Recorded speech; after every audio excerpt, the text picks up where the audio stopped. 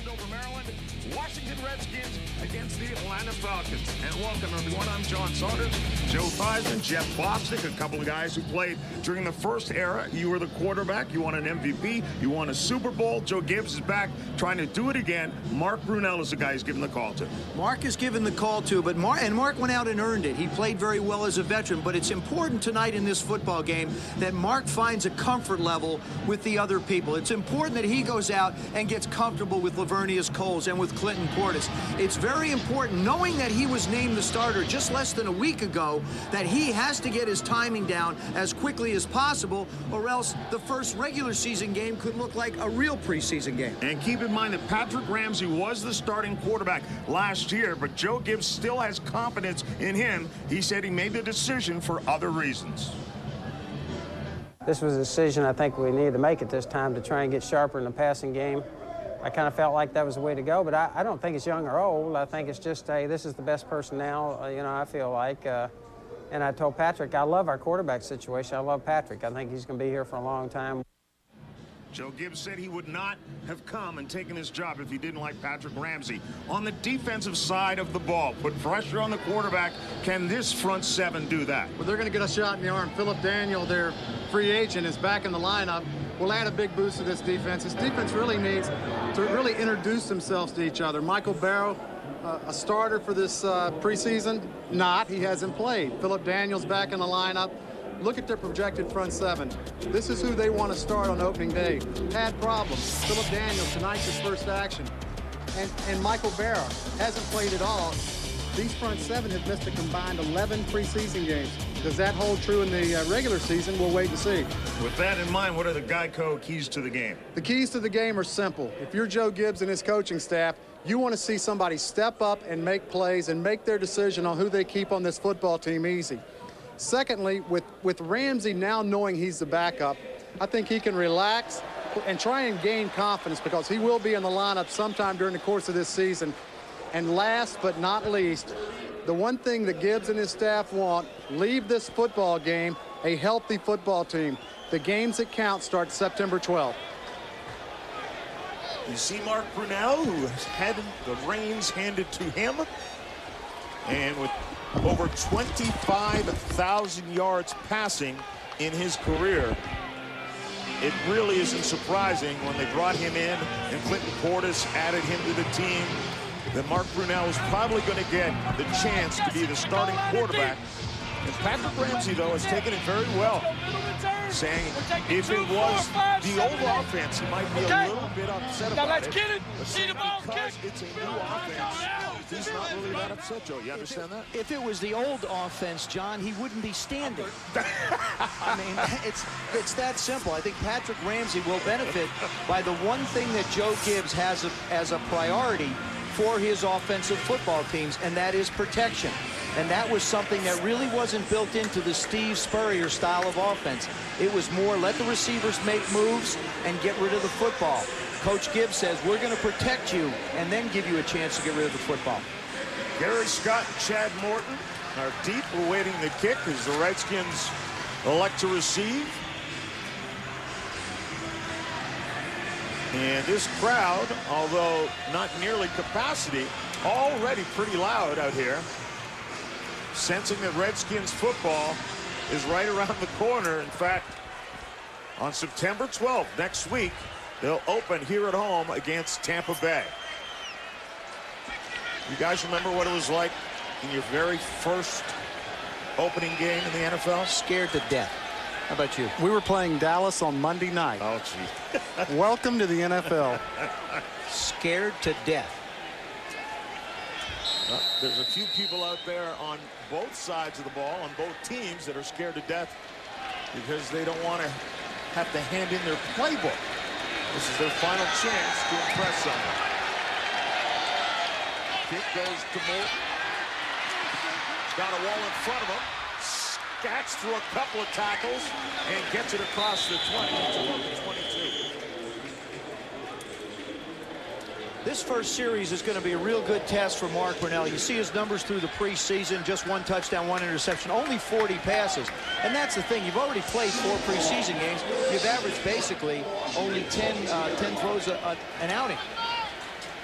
There's the advanced auto parts starters, backs and receivers. We, of course, don't expect those guys to be in the game very long. The offensive line, that's who has to protect Mark Brunell. Brunell takes the snap, goes back, and it's a little reverse. Rod Gardner takes it, and a little trickery right out of the gate. Shocking. I am so surprised Joe Gibbs and his offensive staff try and show a play like that in the preseason. We've talked all preseason long about how vanilla, how watered down this is. I really like this. Using Gardner, bring him in motion, and going back with the reverse. Well, part of the reason you do it, too, is the history of the Falcons, and especially Jim Mora, their head coach, and Ed Donatel, their defensive coordinator, is they like to be aggressive. So why not take advantage of the defense's aggressiveness? Now you can sit them home and run at them a little bit. 16-yard gain.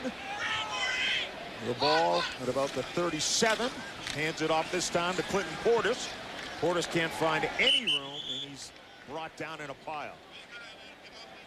And a look at the advanced auto parts starters for the Atlanta Falcons on defense. This is a defense that was the worst in the league last year, and they've changed their lineup, going to a 4-3 lineup. Their second, well, basically their personnel fits it better. Their defensive linemen are better suited for the 4-3, so are their linebackers. Gardner again in motion this time. This time he goes out on the right. Brunell tosses it across the middle. Chris Cooley with the catch. And Brunell has a first down. You know, boss, from everything you read about the Redskins training camp, Chris Cooley's name keeps coming up. He hasn't had a lot of catches, but the coaches really like the way he's played tough. He's hurt himself, gone back into ball games, and that's one thing that Coach Gibbs really looks for is tough guys. And this is a guy that has an ability, kind of like Clint Didier. He can make people, you know, miss. He's a big guy, tough guy to bring down. I think his upside is amazing. This time he's split out to the left. Brunell wants to release it in a hurry and does. Right across the middle. Lavernius Coles has it and then picks up some yardage after the catch. It looked like they had him pinned up. If we could sit and look at Joe Gibbs' face, you'd see a smile because this is what he's looking for. But Lavernius has this kind of respect. You look at the space that he's getting there. That's D'Angelo Hall. That's their #1 pick. He is an exceptional football player and will be a great corner. But he's not going to jump up on Lavernius. And so again, Brunell continues to move, has another first down at the 31-yard line of the Falcons.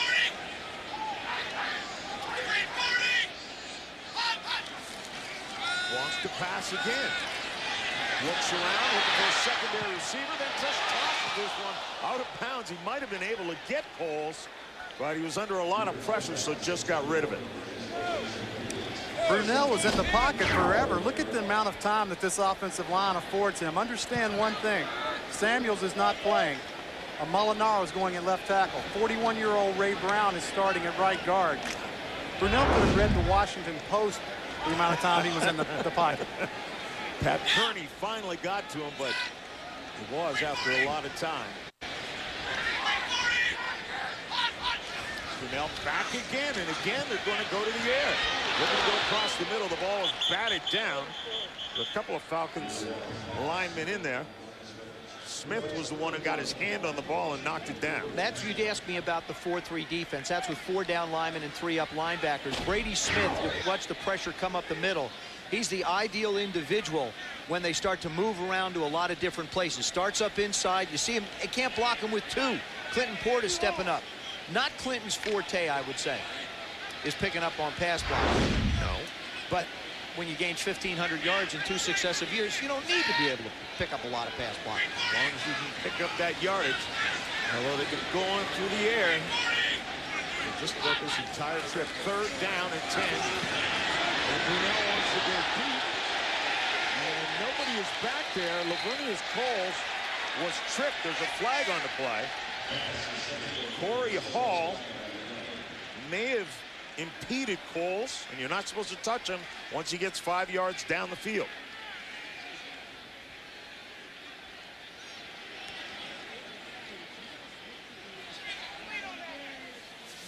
prior to the pass, holding, defense. That's a 5-yard penalty, and an automatic first down. We're going to see a lot more of this, even as we get into the regular season. I think the officials have tried to do a good job calling the emphasis on the 5-yard holding and chuck rule. There's the grabbing. This is all, you can't pull the jerseys. Aaron Beasley trying to hang on. Excuse me, that wasn't Aaron Beasley. That's Todd McBride. But if you grab a jersey, if an official sees any tugging of the jersey at all, the flag's coming out. Do you think it's going to take the players a while to adjust? No, it's going to take the officials time to adjust, or we're going to have $5 football games.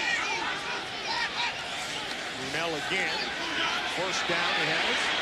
Tosses it out to Odell Betts, who's been hurt just his second preseason games, and he dances a little bit before Keith Brookins brings him down.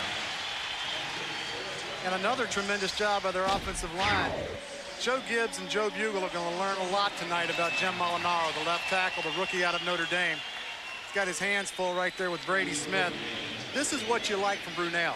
Comfortable in the pocket, knows where his dump-offs are. Nice job by Molinaro, just running him off the cut. Now remember, Brunell is a left-handed quarterback. Everybody talks about that left tackle position being the blind side of the quarterback. Kenyatta Jones on the right side, number 74, is actually his blind side. Ball now at the 15. And again, going to go through the air. Tosses it up to Cooley, who breaks a tackle and marches it down to the 5-yard line. Yeah, but I want to tell you, you talk about the veteran nature of a Mark Brunell. You see the defensive back come right into his face. He waits till he commits, and then he makes the throw. Watch this, on the right side of your screen. There's the blitz, there's the delivery. What a perfect job by Mark Brunell. And who needs Jeremy Shockey? Yeah. We got us one right here in D.C. The Chris Cooley Cooley. man, the Cooley man. We may start a fan club. Have like T-shirts or something, huh?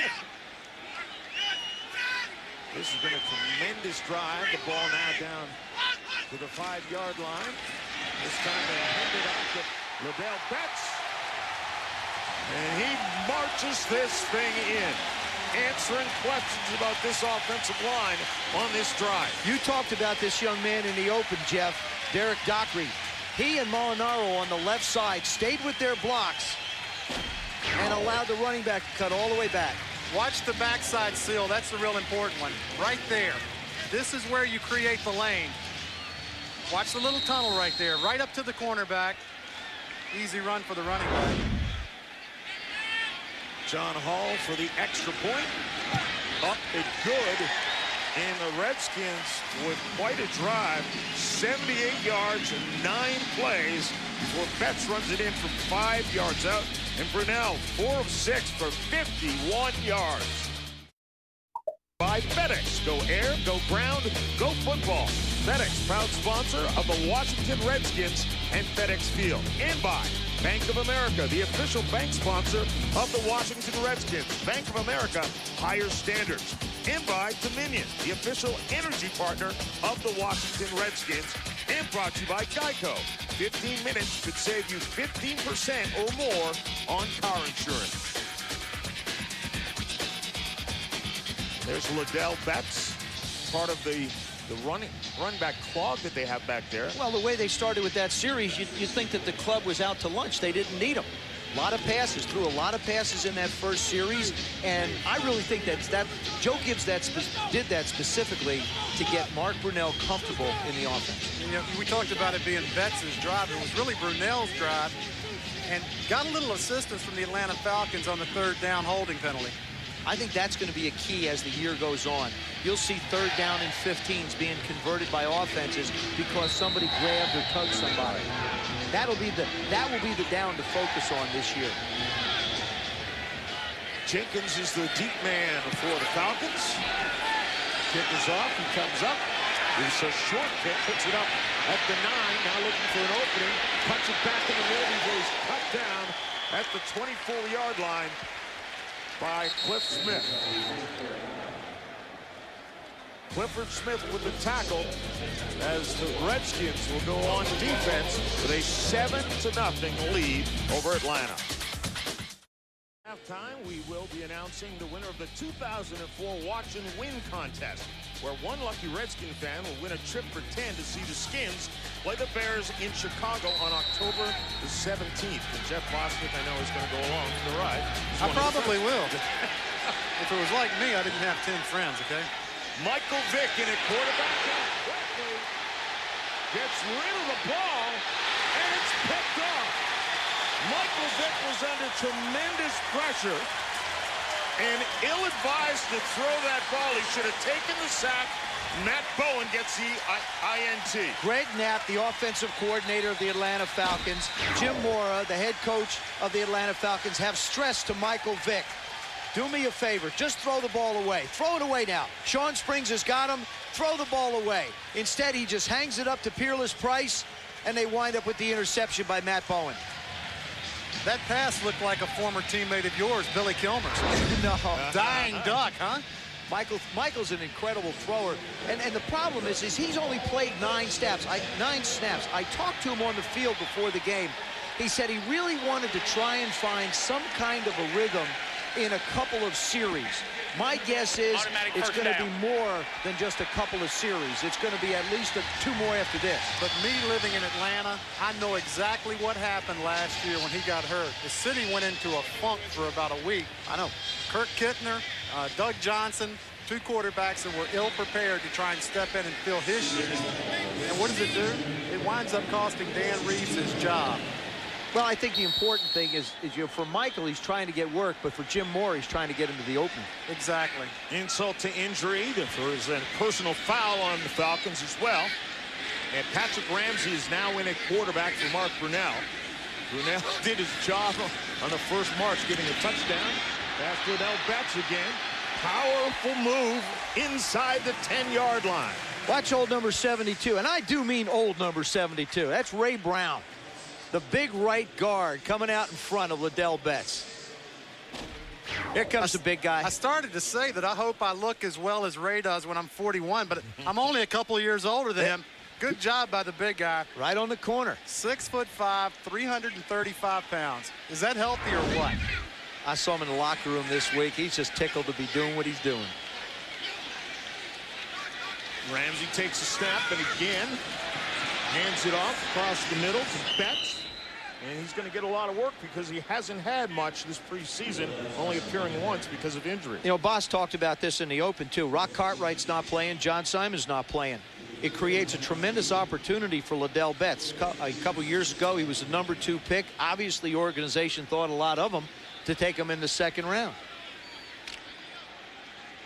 And the Redskins threatening again with the ball on the 6-yard line. And you say it's a big night for him because the old saying used to be, you can't make the club in the tub. It's a good saying. It's still a good saying. Liddell Betts again trying to pick up the short yardage they needed for a first down. Now you got to go for it here. Even if it's short, you have to go for it. And I don't like the way that he ran that football for one reason. Short yardage, you need to make a hole. Don't tiptoe around in there, and that's exactly what Betts was doing. Don't try and pick a hole, make a hole. Coach Gibbs is not going to go for it. No. Going to get another look at his field goal team. It is preseason. John Hall, Tom Tupa. The punter is the holder. And not many people knew Mr. Theismann was a tremendous holder because I snapped to him for 6 or 7. I spent a lot of time looking at you upside down. And he spent a lot of time looking at your backside. I was going to say, I spent a lot of time looking at, I don't know whether it's your best side or not. Thank you. We won't go there. 23-yard field goal is good. And the Redskins have a 10-0 lead. The Washington Redskins lead the Atlanta Falcons 10-0. Why do you get pressure? Look on the edges. Look what's going to happen here, guys. We're going to put pressure. We're going to collapse the pocket. 2 corner blitzes. You don't see that very often. Ill-advised throw by Michael Vick. Well, that's the other thing. If you've got pressure like Michael has, see, he's such an athlete. He thinks he can make plays. Fakes to work done. Now, okay, you've taken that shot. Now throw it away. Don't throw it up in the air. They are trying so hard to get him to protect the football and protect himself. He's trying to adjust to a new type of an offense, the quote-unquote West Coast style of offense. But you know that this guy is going to be a runner. He's got that gift. He's going to use it. It's like trying to change the spots on a leopard. You can paint them. Woodrow Dantzler takes it and takes off across the 30. The flag on the play now as he spins to the 40. And a tackle made by Wilds, rather.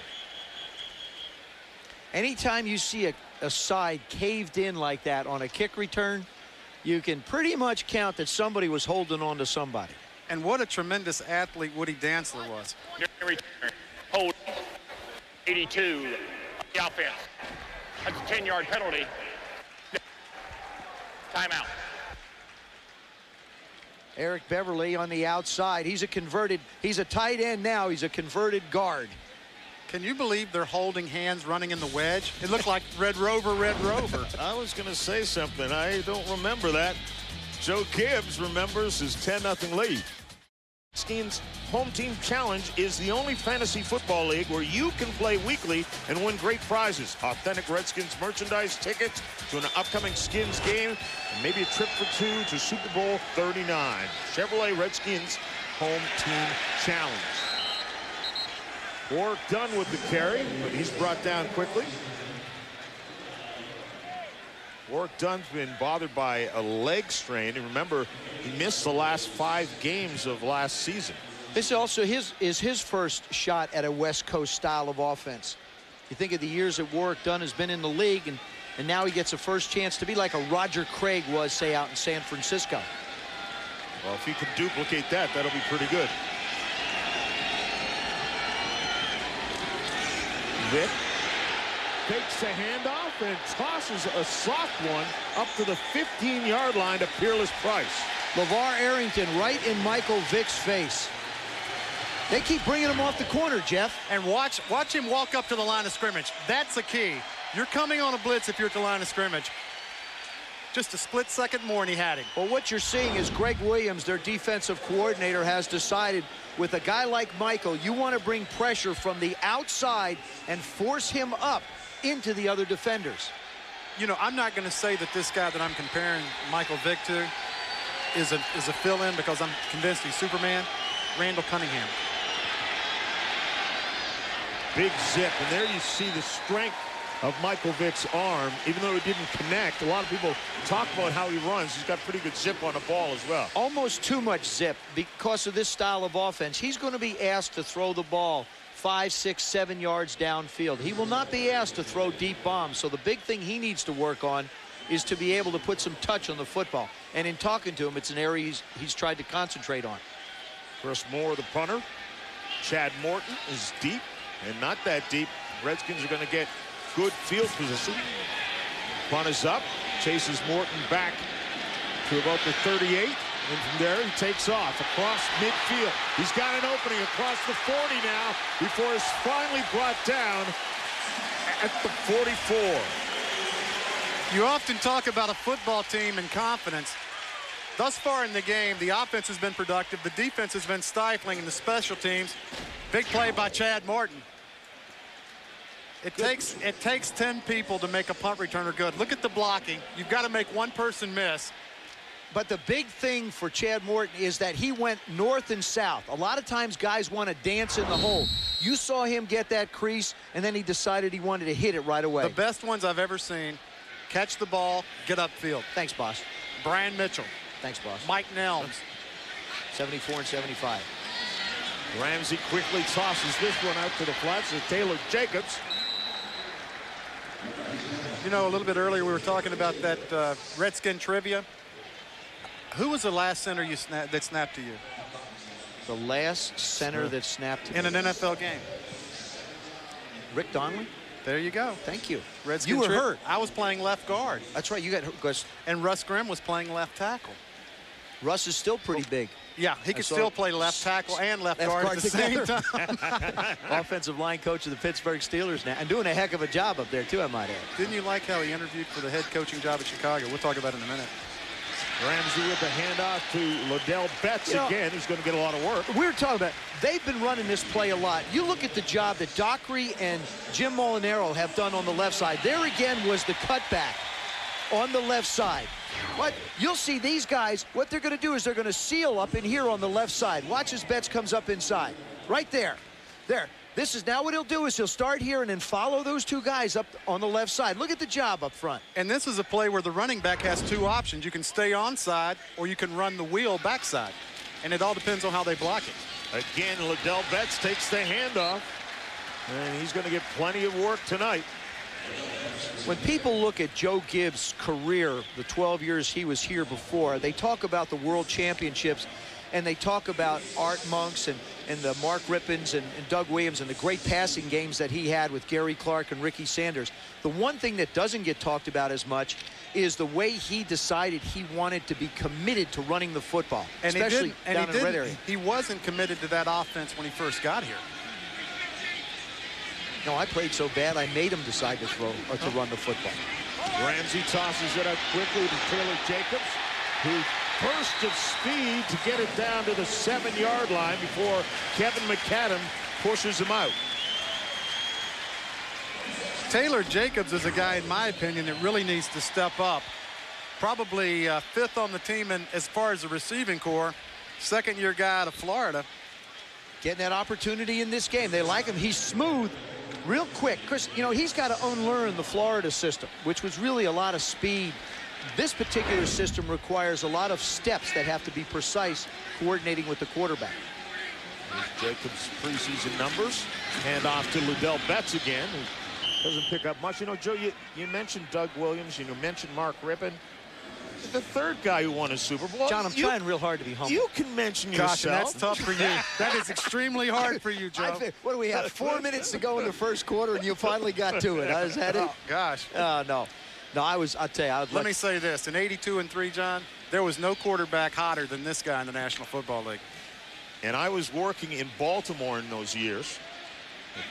Colts left, so we had to come up here and cover you guys, and it was an enjoyable cover. It was fun for us, huh? We had a lot of fun playing. This is a darn good stadium, too, here. There you go. Ramsey across the thrash. There's a flag down. They're going to call defensive holding on the Falcons. They're going to wind up. Now, if you take the penalty, you wind up with 1st and goal at the 3, or do you go 2nd or 3rd down and 1? I think you take the penalty. Give yourself some more. Give yourself some more downs. You've got to have the first down. Give yourself some more downs. Let's see what the boss is going to do. Can you believe how tight Don Prior to the Grove? pass. Holding. Defense number 41. At the half the distance to go. Automatic first down. That's Melton. Right there, he's hanging on. I figure with this new emphasis on this 5-yard rule that the linebackers are going to have the toughest chore trying to deal with tight ends and running backs. Anytime you get a linebacker matched up with a running back, it's going to be a problem. Anytime the tight end is a Chris Cooley type, a 4'6", 4'5" guy that can run, linebackers simply can't cover him. Well, how about you got Jeremy Shockey in New York? You got Gonzalez in Kansas City. You got how about Kellen Winslow in Cleveland? The handoff goes to Liddell Betts again. He dances his way across the line, loses the ball, but not before it's a touchdown.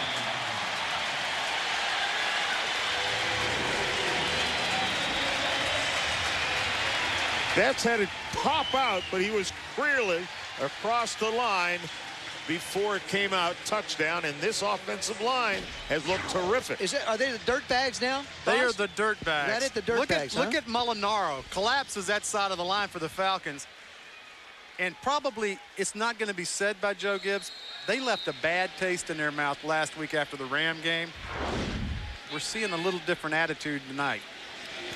John Hall puts it right through the uprights. 2nd touchdown of the night for Liddell Betts. And the Redskins have opened up a 17-0 lead from here at FedEx Field. Welcome back to FedEx Field. Papa John's introduces better buffalo wings and spicy buffalo or mild barbecue, served with blue cheese or ranch dressing. Any order of 10 wings, just $6.99. We're going to eat in a minute, Joe. Go to any participating Papa John's and receive a large cheese pizza for $8.99. With each touchdown the Redskins score, get 1 free topping and 1 free 20-ounce Coke. Offer good the day after the game only. We're going to go sit down and we're going to watch the football game. But Mr. Theismann, Mr. Saunders, we're going to eat, okay? I like this. I like it. That looks good. No, you said we were going to eat. Looks like you're going to eat. Yeah, that's what I figured. I don't see any more Typical. slices over there. I think you're trying to become a dirtbag, Jeff. You were a hog once, now you want to become a dirtbag. They come back. Get that weight back up. Hall ready to kick this thing off. And Woodrow Dantzler back there ready for it. Kick comes down to about the 4-yard line. Dantzler fakes to his left and tries to find a seam in the middle and does. Great run to get that ball out to the 32. John Hall, the kicker, is the one who came up with the tackle. Boy, and Dantzler just got his ankle bent back underneath him. He's limped off the field. You watch John Hall. This is, kickers say, look, if you're getting to me, I'm going to do something. John Hall isn't one of those guys who'll avoid contact. There's number 10, and there's the Bulldog, and you see the leg get bent back. Watch this. Get the weight down, fire that head in there. There you go, man. And Dantzler gets that right ankle bent underneath him. I'm going to be surprised if he doesn't have knee problems there also. That did not look very comfortable going down. Michael Vick, couple steps, and again, he's sacked. The ball comes loose. LeVar Arrington with the hit. Pierce comes up with the ball and goes in for the touchdown. I'm not sure. I want to see a replay of that. Wow. Because I'm not sure whether that thing I guess you out. can say that Greg Williams, the defensive coordinator of the Redskins, might be aggressive. And it's almost like Michael Vick is unaware. He never sees LeVar Arrington. And you're talking about a guy that's really played well in the preseason. Antonio Pierce has done a yeoman's job playing middle linebacker. Now, you can say you can blame Michael Vick. He's not even looking this way. Michael Vick is counting on his offensive line to pick up the blitz for him. What they did is they crossed the inside backers, and the left guard never saw him. Or the left guard got held by the Redskin defensive tackle. That's an old trick of the lineman, is to hold and try and cover up for your linebacker. There is no foul for an illegal contact since the ball came loose prior to the contact on field. Therefore, it is a touchdown. They give the touchdown. It was very close to Michael Vick being on the turf before that ball popped out. You know, if I'm Jim Mora, I've seen enough. I mean, I've seen enough of Michael Vick trying to get into the rhythm of this offense. The Redskins will probably start making substitutions on the defensive side of the ball. So to see Michael Vick out there against somebody other than the first units would accomplish nothing. If I'm Jim Mora, I'm going to say, look, Mike, that's enough. Sit down. We'll spend a good week working on it. Now, the thing about Michael Vick also is he practices real hard. He doesn't sort of cruise through and slide through. He works real hard in practice. But he'll go into the season with absolutely no experience. Hall is 3 for 3 for the extra points. 24 points in the first 11 minutes and 38 seconds. Let's go down to the field and join Kelly Johnson. Hey guys, you know, I talked to LeVar Arrington earlier this week after missing those 2 preseason games, and he said he realized a lot sitting at home watching those games. He realized how much he really loves this game still, and how much, hey, this defense doesn't look the same without number 56 out there. So looks like he's making the most of his quick preseason opportunity here. Definitely ready to get the season going, guys. And I think the guy sitting next to him, too, Kelly's made a difference. See Marcus Washington? He's getting pretty excited about it. He said, this didn't happen in Indianapolis for us. They weren't able to do that. Those two guys in a combination and a tandem, once you get Michael Barrow back in the middle, you got a lot of experience. You know why they're so excited? Greg Williams told them they're out of the game. Exactly. That's why they're excited. And you know this as well as anybody, Joe. Preseason games to NFL veteran players are like having a root canal without any Novocaine. See, you know, for you as an offensive lineman, it might have been that way. For me, I just needed a little bit of work. I needed to feel where I was comfortable, mentally and physically. I think we saw that in Mark Brunell when Joe got him out. Now I think we see it on the defensive starters. And as much as you practice at training camp, you can't duplicate game speed. Nope. You can show the looks, but you're right, the speed is not the same. John Hall set to kick off. Kendrick Mosley is deep. Justin Swift in front of him. He gets a little more leg in this one, down to about the 3-yard line. Mosley has it, and he is quickly buried. The Redskins get the man up there quickly and come up with the tackle. Lamar Marshall. Every element of the Redskins team is clicking right now. Offense, defense, special teams. There he comes. Look at him just fill inside. There was a hole there for a second. Well, Michael Vick, his night is done with, and it's not one he's going to remember. An interception and a fumble that went for a touchdown. Matt Schaub comes in out of Virginia, and this is a guy who's been terrific. T.J. Duckett in the backfield now. Schaub hands this one off to Duckett, and he powers through a bunch of flags on the play. It's going to be a holding call on Kevin Schaefer, the left tackle for the Atlanta Falcons. If you're Jim Moore and his players, you have to wonder to yourself, you know what, we're about 12 minutes into this game. We're down 24-0. What have we stepped into? Well, wait a second. Remember, the offensive line coach of Jim Moore's Falcons. Hands to the face. Number 91 of the defense. That's a 5-yard and an automatic first down. Is Alex Gibbs. Now, we've talked about Joe Bugle here with the Washington Redskins and the history and legacy that he's created. Certainly Alex Gibbs with the Denver Broncos and the teams that they had with that offensive line. They have a standard that is equally as high. He's the one that's going to be upset. I would not want to be an offensive lineman of the Atlanta Falcons at this point. Not a starter. Schaub again with a man in motion. Hands it off to the second man, and that's T.J. Duckett.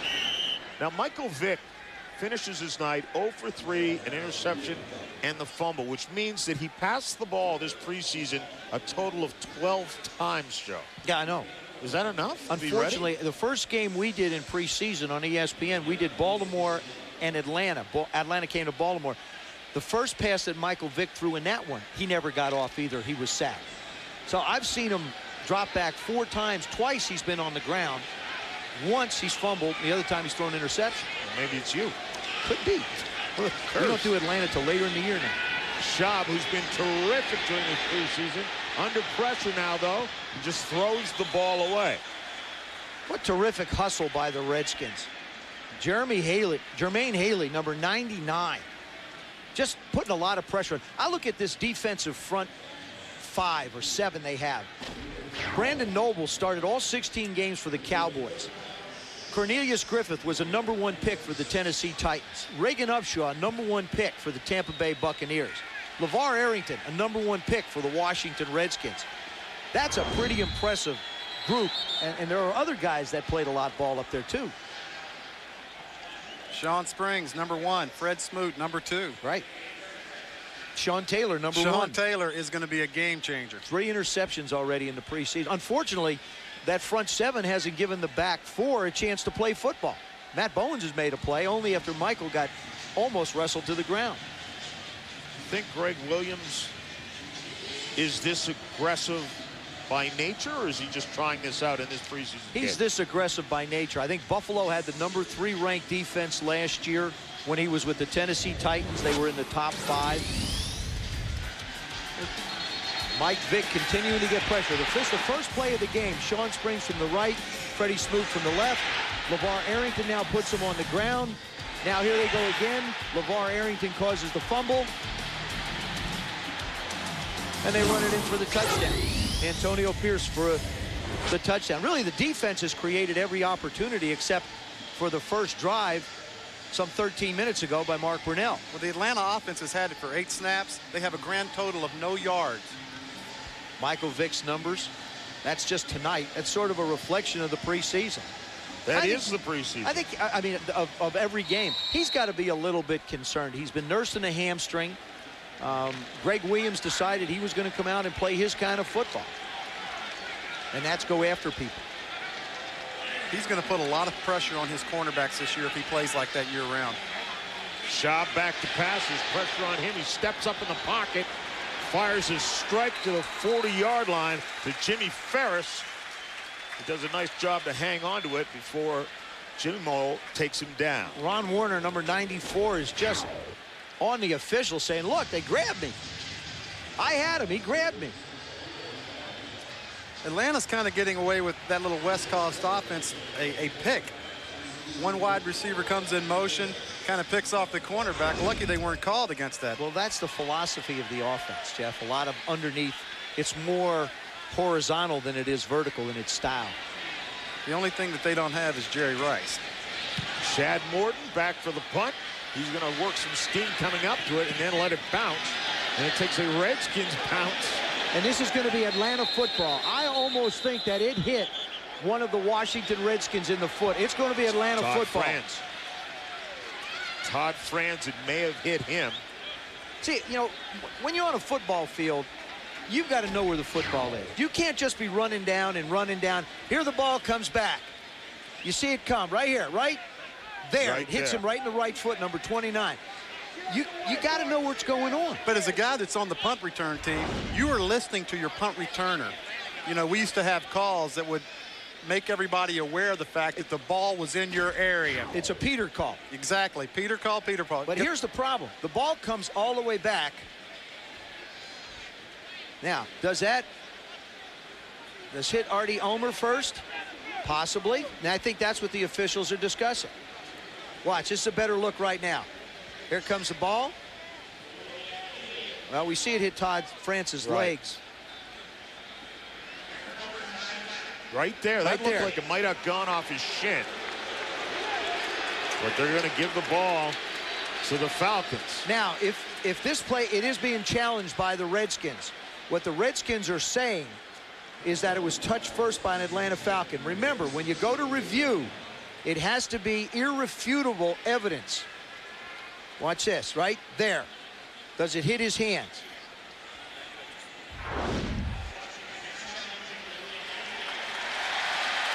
Ball hitting their receiver first. If you're Danny Smith, the special teams coach for Washington, this should not even be an issue.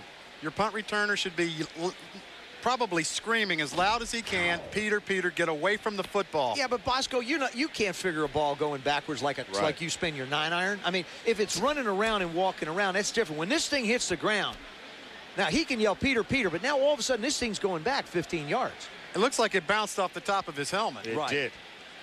It sure looks like it on that replay. And you know Joe Gibbs well enough. He has got a former NFL official that sits up in the box and watches the TV and rings him to let him know if he should challenge a play. Which is smart. He's got a whole group of guys that come out to the Redskin facility and officiate practices. That's how tight he is with making sure things are being done right. He has done that since the beginning of the mini camps. This will ultimately be, I believe, the Redskins football. We have seen some weird things with the Redskins special teams during this preseason. You really? We saw the first time a ball is punted into the red area, Joe. The official is totally unaware of the ball, and it bounces up and hits him and stops on the 1.5-yard line. I've never seen an official deaden the ball before. And we've spent about 7 or 8 minutes watching the replay that can't fathom what took that long. You're looking at Danny Smith, the special teams coach. You're talking about he was country before country was cool, okay? That's bubble gum. That's not chaw in there, right? I guarantee you it used to be chewing tobacco. Yeah, well, now it's about, what, 15 pieces of gum, isn't it? I'll tell you what, he's working it hard. Maybe he's like the baseball players that like to wrap the gum around the chewing tobacco, and then you get a little bit of both. You know, and I'll tell you, he's inherited, in Tom Tupa and John Hall, he's inherited some pretty good people, guys that have been around a long time, been real steady. John Hall, of course, with the Jets. Tom Tupa's been a number of places. You know, Tupa can throw the ball. Yes. Tupa's been the third quarterback in a lot of places. He was a quarterback at Ohio State. He and was. a good one, too. After reviewing the play, the punt hit the ground, came back and hit number 50 of Atlanta, the kicking team. Therefore, it's an illegal touch at the 27-yard line. It'll be 1st and 10, Washington. They are not charged a timeout. Well, you were right, Joe. Now, there's a new rule also. If you are successful on 2 charges, or on 2 challenges, you get, I call them the bonus bucks. You get that, you get another challenge. So if you're successful on 2 of them in a row there, you're going to get one. Look at the yards. Washington, 113 total yards. Atlanta, 5. And that last 5 yards came on the last series from Matt Schaub. Sultan McCullough is in the backfield now. Ramsey still the quarterback. McCullough the lone back. Ramsey gives it to him. Squeezes his way through a hole and then sort of jitterbugs it across the 30 to the 31. That gate won't cut it. I can tell you right now. You don't have time to dance and pick holes. I think the one thing that McCullough's got to work on, and he's only, he's in his second year, but when you get that hole, you've got to go now. You can't go left, right, left, right. If you're going to be patient as a running back on the counter, be patient in the backfield, deep. When you get up into the line of scrimmage, hit it. Hit it full speed. Ramsey again the handoff to McCullough. And this time gets it out to about the 35-yard line. See, I think that's a little bit of a product of playing against second and third units in the preseason. You do that against the Tampa Bay Buccaneer defensive line, and you're going to go 1-2, bang, to the ground. You're not going to get an opportunity to slide left, slide right, and then try and hit it. And that's a little bit of a product of playing later in the games in preseason, I think. He's been the workhorse for him, though. 38 rushes. Time's about to expire on the first quarter, so they'll let the clock run out. And the Redskins' offensive line was terrific. Skins did everything offensively and defensively. Chased Michael Vick out with just 3 passes. One of those going for an interception. And after one quarter, the Skins lead the Atlanta Falcons 24-0.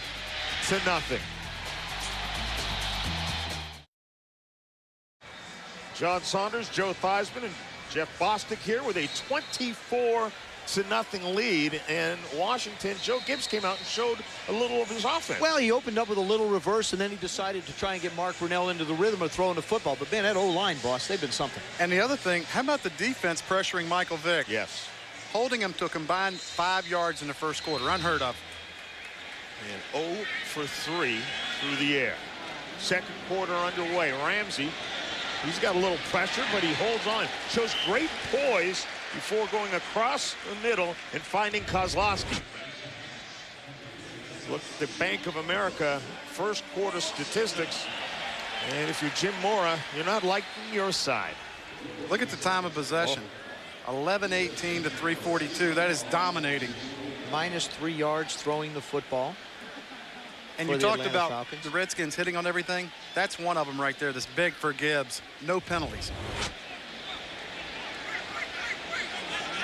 Which is a problem they did have in some of their earlier preseason games. Ramsey fakes the handoff. Wants to go deep. And there's a flag on the play. That was intended for Taylor Jacobs. Well, I tell you, as a defensive back, you just don't stand a chance if you can't find the football. I think they're going to call this against Taylor Jacobs. Well, there's the turn. Now he's looking back.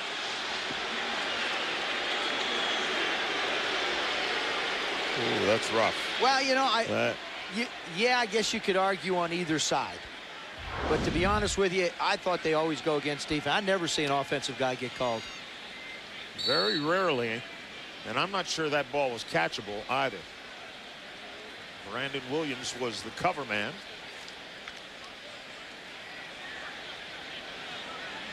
And so the Redskins right now, 1st and 20, ball on the 30. We had to talk about him having no penalties, didn't we? You know, I didn't. Okay. Don't put me in the we category here. Ramsey with a little flip. Little shovel pass they tried. Didn't quite cut it. No, McCullough was the receiver of that one, and he's again. But you're right. When he got the ball again, the feet started going both in different. You'll notice it. He's sort of a picker. He doesn't hit it hard. You know, you look at, for example, a Rock Cartwright takes it one cut go, and Clinton Portis is a little bit of a glider that way. Like I said, I think this just has to do with where he's played in games. Now he's got to get a lot of yardage back, going deep, looking for Jacobs again, who had his man by a step or two, but couldn't get to the football. I got to tell you a funny story. I'm out at practice a couple days ago, and Taylor Jacobs, Lavernius Coles, this is the first time that Joe Gibbs decided that he wanted to run 40 offensive plays, 40 defensive plays. Now, we've seen 2 successive goes here. You know, you run a go with Jacobs, then a running play, then another one. These guys were gassed because they hadn't run 40 plays in a row in practice, and a lot of teams in the National Football League don't do that. Coach Gibbs is going to get those guys in shape through practice by running a lot of offensive plays. Defense will do the same thing. Ramsey's got everybody spread out, and you got a flag. Looked like the clock ran out. Offense. 5-yard penalty. 5-yard penalty, and that is something of a mistake that a guy like Joe Gibbs is not going to like. Now, see, that's all on the quarterback. In and out of the huddle. The system is not that complicated. It's not that wordy. You should be able to get in and out and get them into the line. So now, 3rd and 28 at the 22. They might just try and get some of this yardage back before they punt, which is what they do, handing off to Sultan McCullough. And now there's another flag. This one's going to be on Corey Raymer. I like his aggressiveness, but you can't push defensive linemen in the back when they're running downfield. Would you take it or decline it? If I were the Falcons, I'd certainly decline it. I'd take it. I'd put him back even After further. The play is over. Personal foul. Unnecessary roughness. Number 52 of the offense. Right here. The distance to the goal. 4th down. That is a borderline cheap shot. Yeah, and you know what? In this league today, like I said, if you're a defensive guy and you pull a jersey or you push somebody from behind, the officials are just going to throw the flags. There's no arguments. There's no making a case to them. You know, when you played, Joe Bugle used to talk about chipping them off keep them off the running back. Breaking downfield, breaking downfield. Can't do that anymore. Cannot do that anymore. Tom Tupa, the punter. Kendrick Mosley awaits the punt. Tupa in his own end zone, steps out and gets underneath it. Just gets it to about the 50. It's picked up by Mosley. Nice job of running that ball before he's brought down at about the 32 by Sean Taylor. We've got another flag on the field. It's going to be holding against the Redskins. Bring it back. Let them punt it again. 4th down. I don't know if I've ever seen 4th down in 50. But they're working on it. Punt. Holding. Number 36 of the kicking team. That penalty is declined. 1st and 10, Atlanta. That's good. I didn't want to see Timeout. 4th and 50. Well, I was going to say, and they are like their field position on this one as well, as it's probably the best place they've started from the entire game, down 24-0. Fans, this football season, satisfy your tailgating hunger at Giant. Burgers, hot dogs, snacks, drinks, and much more. Everything you'll need, and don't forget your bonus cards. So stop by your tailgating headquarters now. You've got a Giant on your side. And if you can't get Giant, have them bring a Papa John's pizza up here and we'll eat it again. No, here we go. You'll eat it. That was it. Here we go with the we stuff again. I'm trying to make y'all feel loved, We okay? haven't There's a lot of seen love floating anything around yet. right now. The only piece of pizza I've seen was the going- one you were scarfing down. Schaub again. This time he hands it off to T.J. Duckett. And another flag. When's Flag Day? I think it's today. Is it officially today? I think it must. I think it should be. Holding. It must be. Number 70 of the offense.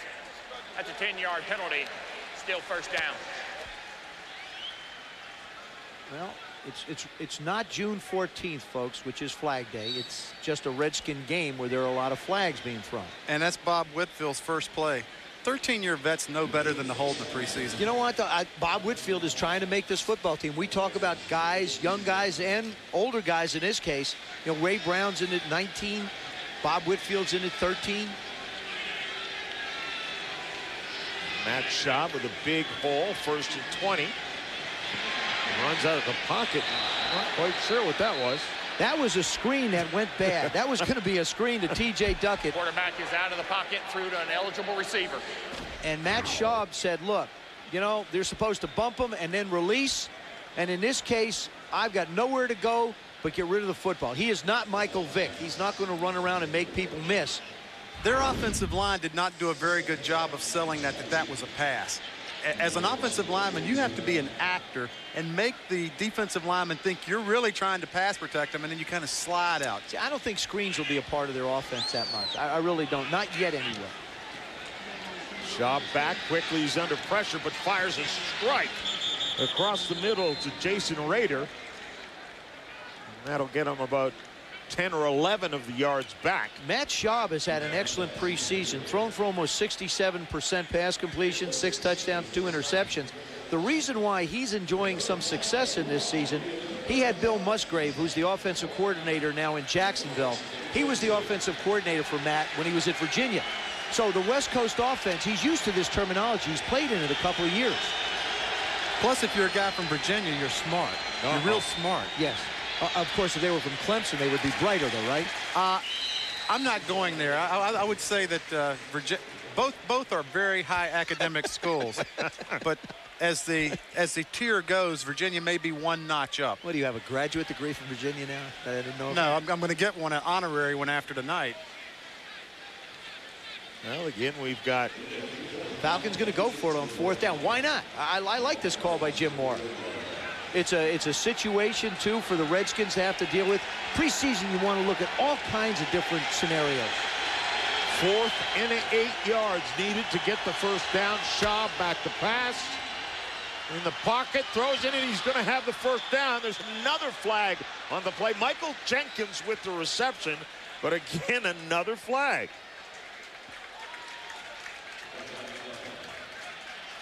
And from where it was thrown, you might think offensive holding.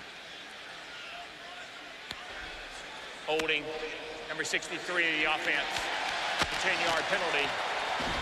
Still 3rd down. Watch right here. Roberto Garza. And you're talking about penalties that absolutely kill drives. This is laziness right here. They didn't hold anybody. They called the wrong guy. Yeah, it was 73 Steve Herndon. It was a 3, though. Yeah. That looked like WWF slapdown right there. Gary Scott ready to receive the punt from Moore. Michael Vick still got to wonder a little bit about the opener at San Francisco next week, what the offense is going to look like. And also, I think his conditioning is going to have to be a question, too. Punt. It's going to be fair caught at the 10-yard line. I just wonder, we can talk about this more when you come back. A guy who has attempted 12 passes in the preseason before going into the real stuff. Little concern for Redskins fans as we went to the commercial break, gentlemen. Sean Taylor, you see him right there as he starts to put the move to try and block the kick. Cuts inside, either gets his feet tangled up a little bit or else just gets a knee-on-knee shot. And what you see with a lot of defensive backs now, John, they wear very little padding as far as shin and knee. They hardly wear none. Shells for the thigh pads. If they get hit in the legs, I don't know what happens to them. I'm surprised we don't see more thigh bruises, knee bruises with the way guys wear pads today. Let me tell you, I wore as many pads as I could put on. Did too. You know, I had hip pads, thigh pads, knee pads. The only thing I never really wore much were rib pads. Hand pads. Yeah, I know you had it all. You had to wear the hand. And look at my fingers. They still didn't, I mean, they didn't come through it real well. I mean, that thumb is pretty loose. Pretty flexible, isn't it? You had no protection on your face, though. I wore a single bar. Yep. The last one that I can remember. Lost my teeth against the Giants. New York Giants. Carl Banks hit you. Mark May missed the dual read. Yeah, Mayday's going to appreciate you saying that. Ramsey with plenty of time. He was probably blaming it on me, though. Always did. Now, that was a good move by Patrick Ramsey. He wanted to come out to McCants on the right side. Didn't have it. Came down, dumped it off. That's all you're looking for. Instead of scrambling around, making a bad throw, look at the good decision. But how different is this for him? He was in a system last year where there weren't any dump-offs. Until the latter part of the season, but that's a good move. See, nobody around you. Now you got 3rd and 5. Gives coach a chance to call a play to make the first down. Sultan McCullough with the reception out of the backfield.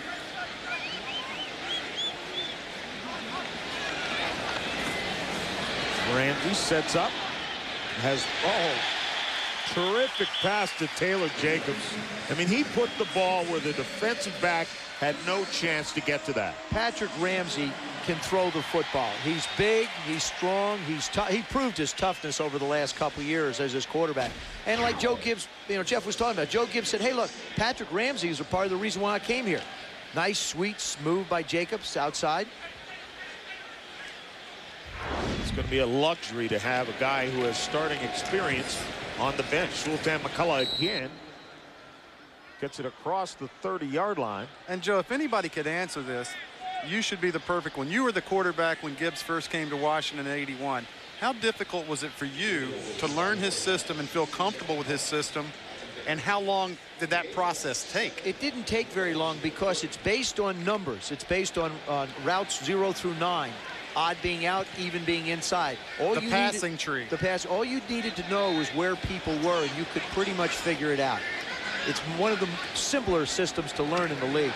2nd and 9. Ramsey did a nice job to beat the blitz, looking for Gary Scott, and it just bounces off his hands. Well, there's a case where when you sit down and evaluate your quarterback, you give him an A+, because there comes the blitz to his blind side, gets it out, puts it in a position where the receiver's got to make a play on it. Nothing Patrick can do. I know you're upset, son, but don't worry about it. You did your job. He's got to do his. And if Scott catches that ball, he gets a lot of yardage after the catch as well. Ramsey, you can't see a man coming, fires a strike across. It's not caught. Looking for Taylor Jacobs. So the Redskins offense sputters on this drive. Tom Tupa will get to punt again. We talked about the aggressiveness of Greg Williams, the defensive coordinator of the Redskins. Ed Donatel, who's the defensive coordinator of the Atlanta Falcons, can be equally as aggressive defensively, and we're starting to see a little more of it now. This defense was pathetic last year. How do you wind up 32nd in total defense, 29th in rushing, and 32nd in pass defense? Because there's only 32 teams.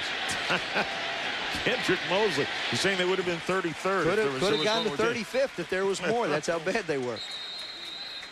That's why you go out and you bring in a Jason Webster, and your first pick in the draft is D'Angelo Hall.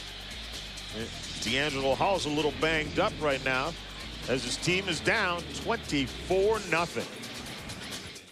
Next field, Redskins lead at 24-0 in the second quarter. A couple injury updates for you. Sean Taylor, who just walked off under his own power, apparently got a helmet hit to above his right knee. They're calling it a bruised thigh. They've immediately put ice to that knee area. And LeVar Arrington is also out with a stinger to his neck. Both players are done for the night, John.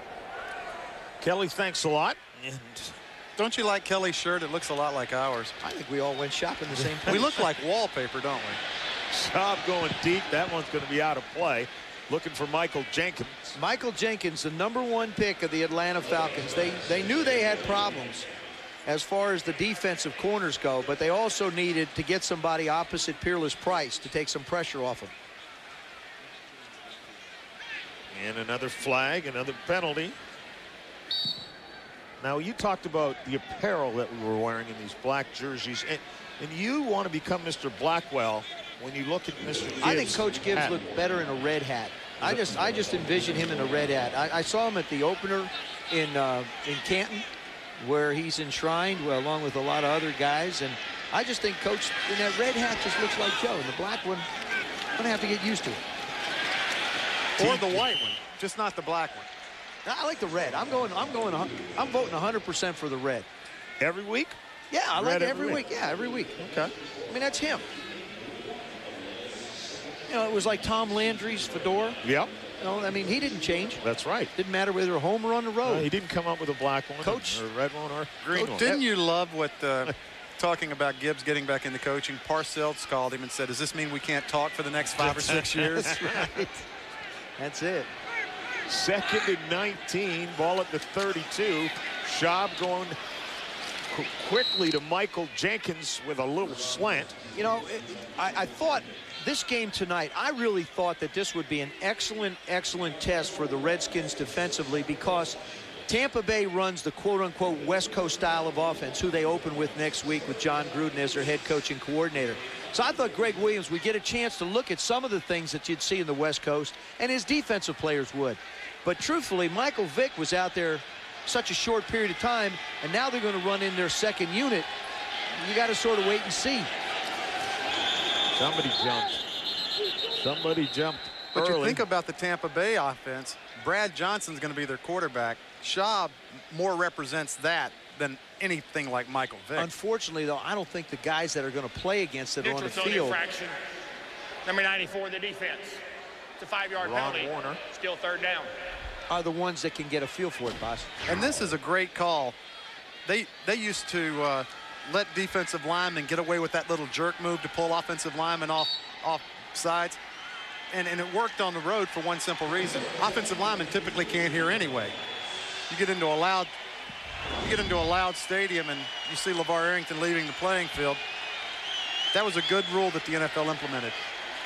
LeVar done for the night, but not before saying goodbye to one of his fans. Schaub is going to look for the first down. A good toss. It's caught, and it is a first down. Well, Brian Finneran is just, here's a guy, he's 6'5", he's 210, really came onto the scene last year for the Atlanta Falcons, even though he's in his 6th year. Has really become, he could be their 3rd or 4th guy. You got Peerless Price, you got Des White now, Michael Jenkins they drafted, and Brian Finneran. Look at him lean out and go get that ball. Right in front of Walt Harris.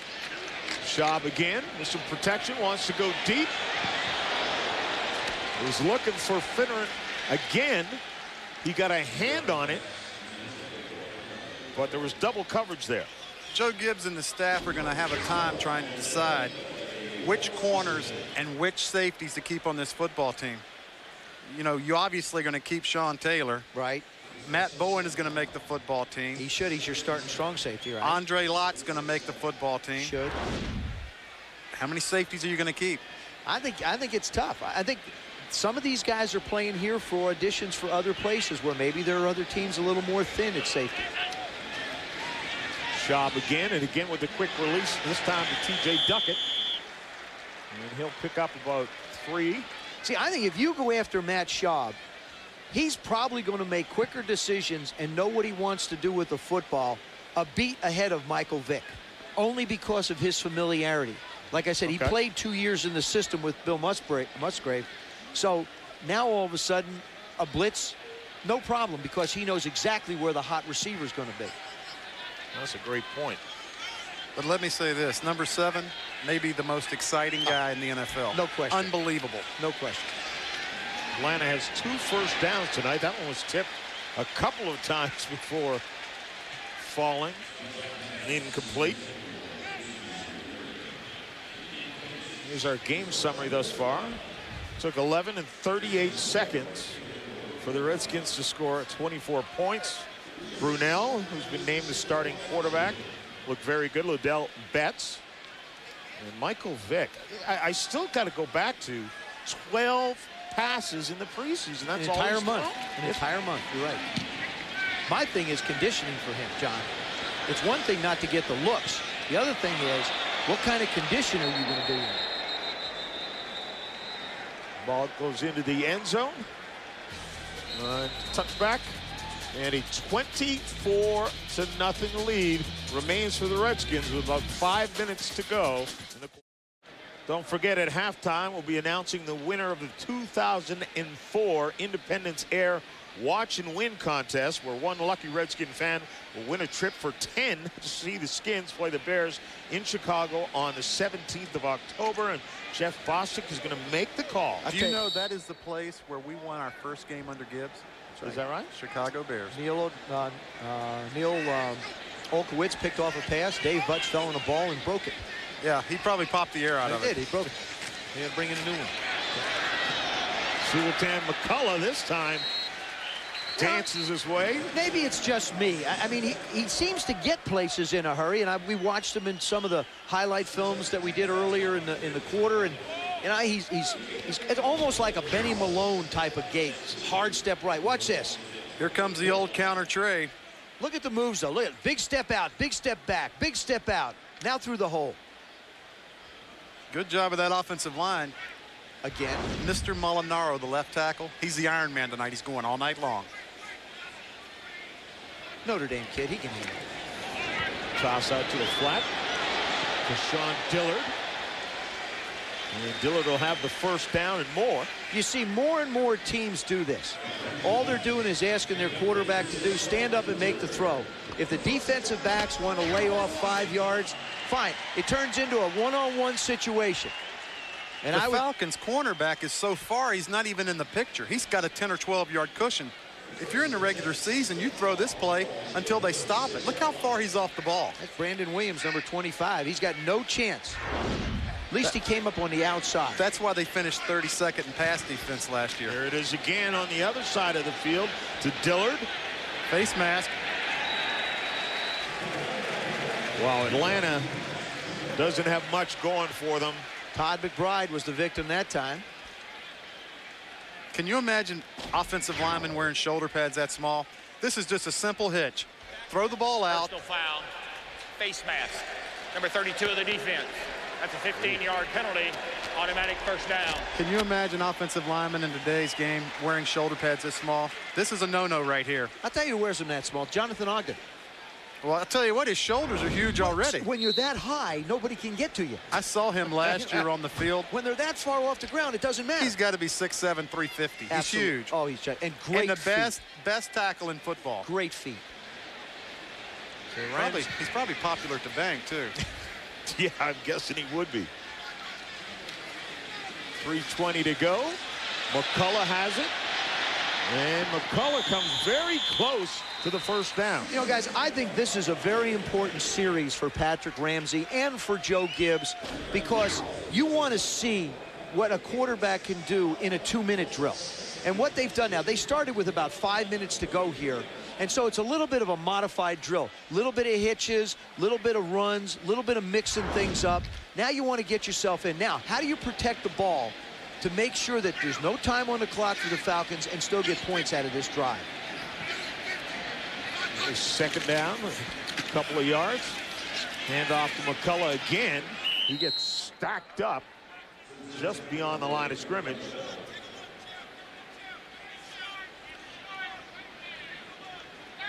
You talk about Vic and the excitement that he brings to a football team. 4 years ago when he was a rookie, the average attendance at Atlanta was 51,000. Now it is 71,000. Yeah, it's all to see the one guy that fills the house. The Michael Jordan of football. And you wonder if his disciplines will take away from that instinctive running ability. I mean, he's got to find a real balance between the two. McCullough again, bust up the middle. Another flag thrown. Holding number 45 of the offense. It's a 10-yard penalty. Still third down. When Vic was at Virginia Tech, and they played in the national championship game against Florida State. At that game, as we watch the replay here. See his right arm? Normally you can get away with that. You've got to learn. Holding is an art. You've got to know when to hold and when to fold. You perfected it, too. You know, as a center, you used to come up there and you always look and see where the referee is. And if he's on your right side, you hold with your left hand. I didn't know that. Oh, yeah. Hey, you sneaky guys. That's why I tried to keep you clean. That's why my hands look like this. I appreciate that. That is 2-minute warning. Redskins let it wind down. And a 24-0 lead. Washington Redskins have looked extremely impressive here in their final preseason game. Michael Vick, as I started telling that story about when they were facing Florida State in the national championship game, a couple of Florida State linemen blew out their knees trying to chase Michael Vick. And Joe, the question I have for you is, for Michael Vick to be Michael Vick, he's got to run. But if he does do that, he's going to get hurt. But for the Atlanta Falcons to win, Michael Vick has to become a quarterback, not just an athlete. Can he do that? I think that's the question, John. I think he can. I know he's committed to try. Ramsey quickly wants it all. And that ball, Jafar Williams turned over one shoulder, turned over the other shoulder, and didn't grab it. Well, now Patrick throws this one on the outside. Williams, he's up inside now. Lead him. He throws this one just a little too far out to the left. So close. How does a cornerback give that much cushion? 12 or 13 yards. Because of the rule emphasis. That's the problem, Jeff. I mean, it's taken and handcuffed the defensive backs. Mosley back for the punt. Tupa gets it up. Fair catch at the 15-yard line. So Atlanta will take over and have likely one possible drive to try and get some points on the board. You know, a game like this has got to be tough for the defensive coaches of the Redskins to evaluate their secondary. I mean, even for the young guys that have to play. You got Walt Harris out there now. You know, Wilds, Bauman, Ralph Brown, Rufus Brown. You got guys trying to make this football team, but that front 4, 5, 6, and 7 have just not given the quarterbacks of the Falcons a chance to do anything. Schaub still in at quarterback. Has an open man to Michael Jenkins. And Jenkins reaches for the first down marker, but doesn't get there before Garnell Wilds pulls him down. This is my favorite time of the game, the 2-minute drills. I love to watch quarterbacks go into a management mold. How do they manage the 2-minute drill? Quarterback keeper to get to the first down. All right, come on, let's see. 124. Don't waste time. That's good. Well, the defense isn't going to help you out. Well, they got it. You know, they're making them get up a little quicker now. There you go. Schaub again. Bounce it off the ground. Almost lost it. Oh, and what a terrific toss. Matt Schaub finds Brian Finneran, and he gets a big gainer. Todd France finally brings him down, but he tossed that right past or through the hands of a Redskin cornerback. This was an ugly play. Schaub drops the snap, picks it up, and look at this. Look how open Finneran is. Talking about sitting down in the zone. Well, Ryan Clark, number 39, just gets enamored with what goes on in the middle of the field. And Schaub does a nice job of keeping his head up. You got to make that tackle. 54-yard gain. That sounds like they've swallowed the ocean as many yards as they've gained the first half. Only 10 times more. Under a minute to play now. Schaub again. And he goes towards the end zone. There's a flag. And it looks like that might go against the Redskins. That's going to be on Garnell Wild. Yep. Wilds. Number He had 38. Created the defense. That's a 5-yard penalty and an automatic first down. You know why you called him Wild? Because you can't see his nameplate, Joe. I know. His hair is extremely long. I know there are a couple of them that wear their hair that way. No more Ricky, though. No, but Ricky's thinking about coming back. They will not allow you to touch receivers. I mean, this is the emphasis that the officials have been asked to look at, and to their credit, they're doing the job that they're told to do. Schaub rolls to his right, throws a strike to Stanley Pritchett. That's one of those plays that the offensive coordinator looks like he's brilliant if it works. Didn't fool Ron Warner. Timeout, Atlanta. Well, part of what you do is when you train against the Atlanta Falcons, you train for the fact that Michael Vick's going to be the quarterback. And Ron Warner, I've been very impressed with number 94 tonight. That was a nice job of discipline, of staying home and protecting against the bootleg. And not a real big guy. 270 pounds is relatively small. But they're not anymore. The defensive ends. But the two defensive tackles are like 330, 340. The optimum front four would be Ted Washington at 370, whatever the number, or somebody else real big inside, like a Warren Sapp at 300, and then get your 265s, 270s, a Javon Curse, a Jason Taylor, and a job Simeon Rice. Right, like a job that Ron Warner's doing.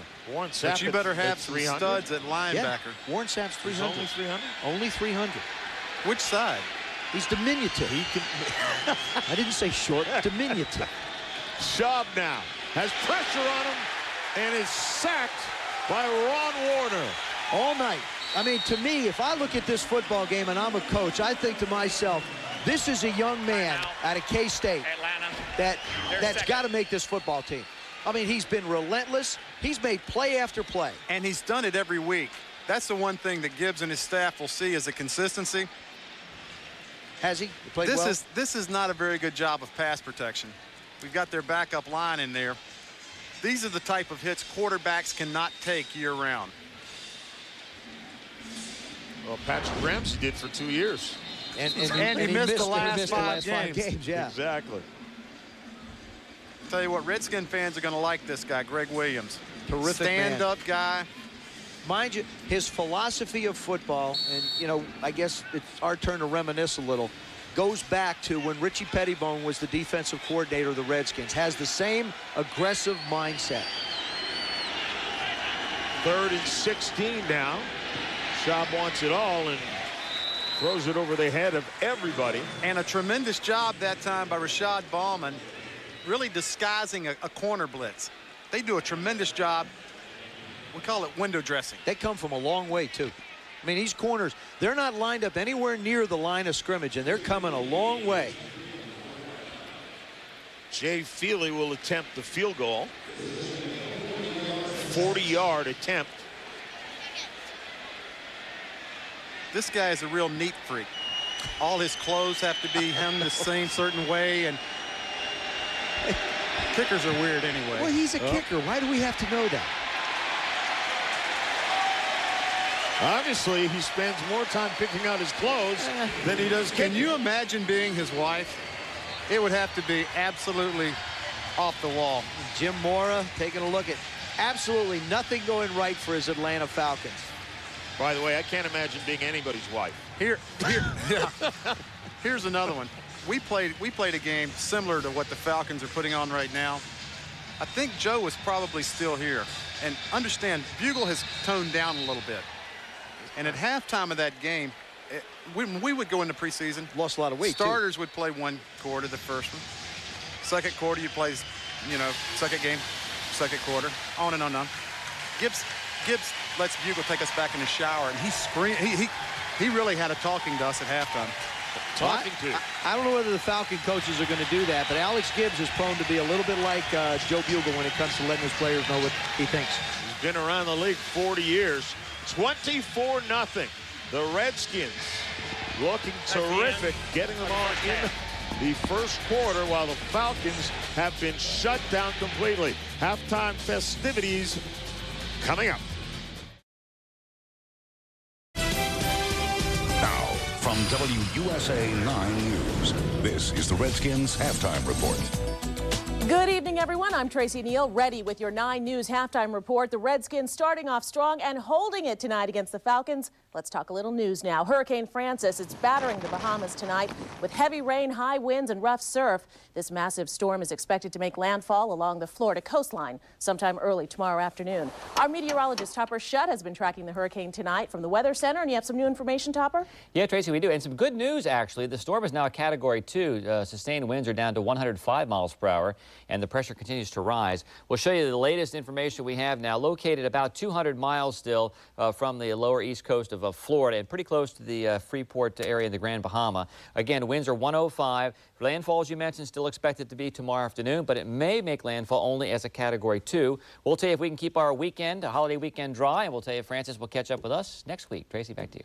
All right, thanks so much. We'll look for more tonight. Now, moving on to our other big story. Former President Bill Clinton set to undergo major surgery, heart bypass surgery. Tonight, Senator Hillary Clinton says doctors plan to operate on her husband early next week. Mr. Clinton checked into New York's Columbia Hospital earlier today, that after complaining of chest pains last night. So doctors tested him and found trouble, significant artery blockage. Their recommendation, bypass surgery and have it as soon as possible. Mr. Clinton isn't alone. This type of surgery is performed thousands of times each year. Now, if all goes well, he could be back on his feet within a few days. We will have more on the former president and his health right here tonight at 11. And also at 11 o'clock tonight, 9 sports debuts, Operation Football, with an in-depth look at high school football games all across this region. That's right here tonight on 9 News at 11. That does it for our Redskins halftime report. I'm Tracy Neal. We thank you for joining us. Have a great night.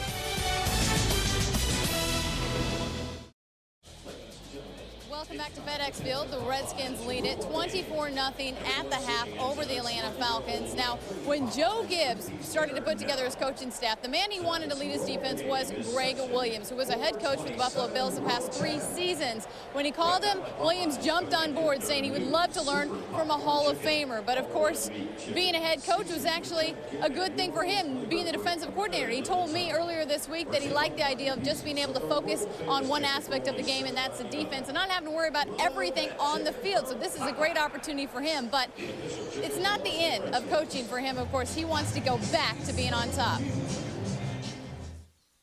You know, I enjoy being a head coach, and I'll do that again. I enjoyed being a head coach when I was a high school head coach. You know, I laughed and joked the other day about one of these days I wouldn't mind going back and being a special teams coordinator again. You know, we're blessed with a very good one here with Danny Smith, but the special teams coordinator talks to the team as much as the head coach does. So that person has to be skilled when he deals with the entire team. I love coaching, and we've got a really good, strong coaching staff here. It's fun to be with them. And the fact that we're entering a new defensive system here and a new defensive culture here, that's very fun for me right now. And Williams' defense has put on quite a show in the first half here, holding Atlanta to 0 points. A big shutout here in the first half. Now, when we come back from break, we're going to head back up to the booth for first half highlights. Stay with us.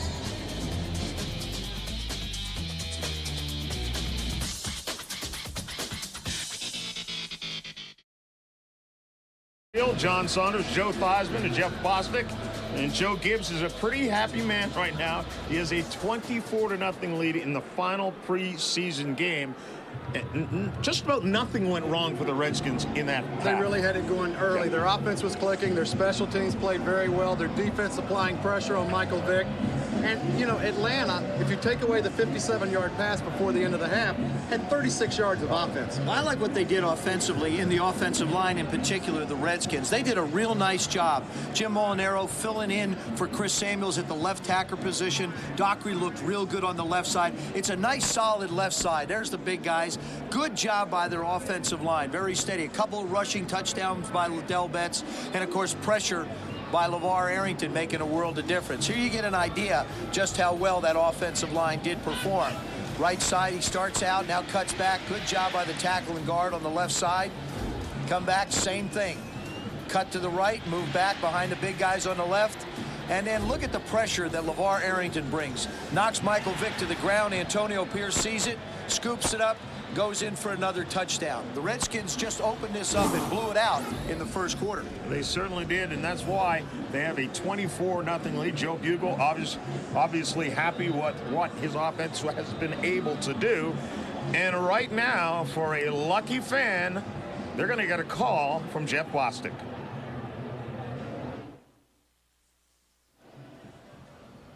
We received thousands of entries, and now one lucky fan and 9 of their friends will go on a trip to Chicago. Travel exclusively with Redskins alumni, staff, and other Redskins VIPs to watch the Skins take on the Bears October 17th. Travel courtesy of Independence Air. Low fares every day, every flight. Book at flyeye.com. And I'd like to introduce the contest winner, Patrick Pierce. Patrick, it's got to be exciting to know that you're going to Chicago.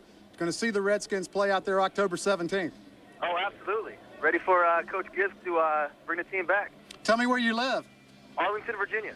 Well, let me say this. I live in Georgia. If you have a hard time finding 9 friends, I'll come and go to the game with you. I can't find 9 friends now? No, if you cannot find 9 friends, I'll fill in and be one of your friends. No, I know, sir. I'm just giving you a hard time. Okay. Thank you for playing the contest, and enjoy that weekend in Chicago. Well, thank you. Jeff Bostic does it all. He's doing pizza and wings. No, he's eating pizza. Yeah, There's a difference. That's a good point. But I had a hot dog. People. I had a hot dog at halftime. You're just trying to cover every piece of food I'm that's trying in the to get stadium. back into playing shape. Round. Willie Quinney is the guy. I'll tell you, I loved you. I loved you as a center. I could see over you. Never, ever missed a snap. We did a lot of dirty work for Mark Mosley, too. When he has it, doesn't have much room, gets it across the 20. Now, You probably recognize Jeff more from behind than you do from the front. Yeah, you know, when he walks up to me, I sort of stare at him, and then when he turns and goes away, I go, oh, Jeff, excuse me, 1 second there. I know I spent a lot of time, but I also looked at his name a lot. I was very lucky. I played with a group of guys that could generate this kind of offense. You know, 181 yards total offense. Don't you dare circle penalties. Yeah. I will cut your finger off if you circle penalties. We were pretty again. good on this penalty thing until I brought it up. But look at the total domination and yards gained, but also the time of possession. This is Gibbs football minus that one. Those are Lincoln Mercury first half stats. T.J. Duckett takes the handoff from Matt Schaub, and the second half is underway. T.J. Duckett's kind of an enigma. First round pick, 255-pound running back. You know what he needs to do? Because I saw Ron Dane do it this year. Yes. He needs to lose about 25 pounds, get down real light. I don't agree with you. I think Ron Dane is no longer a power back, and he can't be a scat back. He's got caught in no man's land. I mean, you look at T.J. Duckett, 780 yards rushing, a 4.0 average, 11 touchdowns running the football last year. And those are the kind of things that you need, and what Michael Jenkins needs to do is make those kind of catches. How about if we can get him to lose 15 pounds? You know, I like him. I mean, at 250, I think T.J. gives him the big back. You get down around the goal line, you know, trying to stop somebody like that. You talked about making your own hole. He can do it. We lined up beside somebody in the huddle that used to be pretty good at making their own hole, John Riggins. It was John's responsibility to make at least one guy miss. And you thought John was 230, 235. No, folks, he was about 250. Well, he's not going to like this. Schaub has his man open on the sidelines. Kendrick Mosley. They're asking Kendrick Mosley to do a lot out here, playing wide receiver, returning the kicks for him. A lot of different things they're looking for. They will have D'Angelo Hall, their #1 pick at defensive back, actually be the kick returner for them. But in case they don't want to change up a little bit, Mosley's done a good job tonight. You know, as we watch this second half, to let you guys become coaches and evaluate the talent you're seeing on the field and talk about which guys you think will be left around. Schaub takes the handoff, going to make his face quickly. You know, there it is. There's a classic case again of Greg Williams understanding the type of defense that he wants to go after a particular style of offense. Not necessarily the fact that if Michael Vick's not in there, okay, fine. Matt Schaub is the quarterback. We're still going to bring corner blitzes to get the ball out of his hands. And this is what you're going to see the Redskins do. It fits in against the offense that they're working against. It's masterfully called. Chimo comes up and forced the pressure. And so it's got a second down and 10 now for the Falcons. Schaub this time does hand it off to Duckett. And Duckett powers his way up to about the 38. And they have not backed off on the pressure. And they were bringing guys up the middle that time. Redskins got caught in a run blitz, a little M&M cross. What's an M&M cross? Mac and Mike. Okay, just say M&M. People out there think, you know, it's one of those little guys that's different colors with the M&M on it. I thought a rapper. You know, typically, right? Yeah, this is an M right here. He's an M. Oh, there we go. That was a circle. Schaub goes back, and again, there's a lot of pressure. He rolls to his right, looking for someone to come open, and then tosses it to the feet of Michael Jenkins. Matt Schaub really showing that on the run, he's not near as accurate as he is in the pocket. There's a guy, big guy, 6'5", 240. You get him running around, you've got the advantage. You get #7 running around, he has the advantage. Gary Scott is back for the punt. Chris Moore.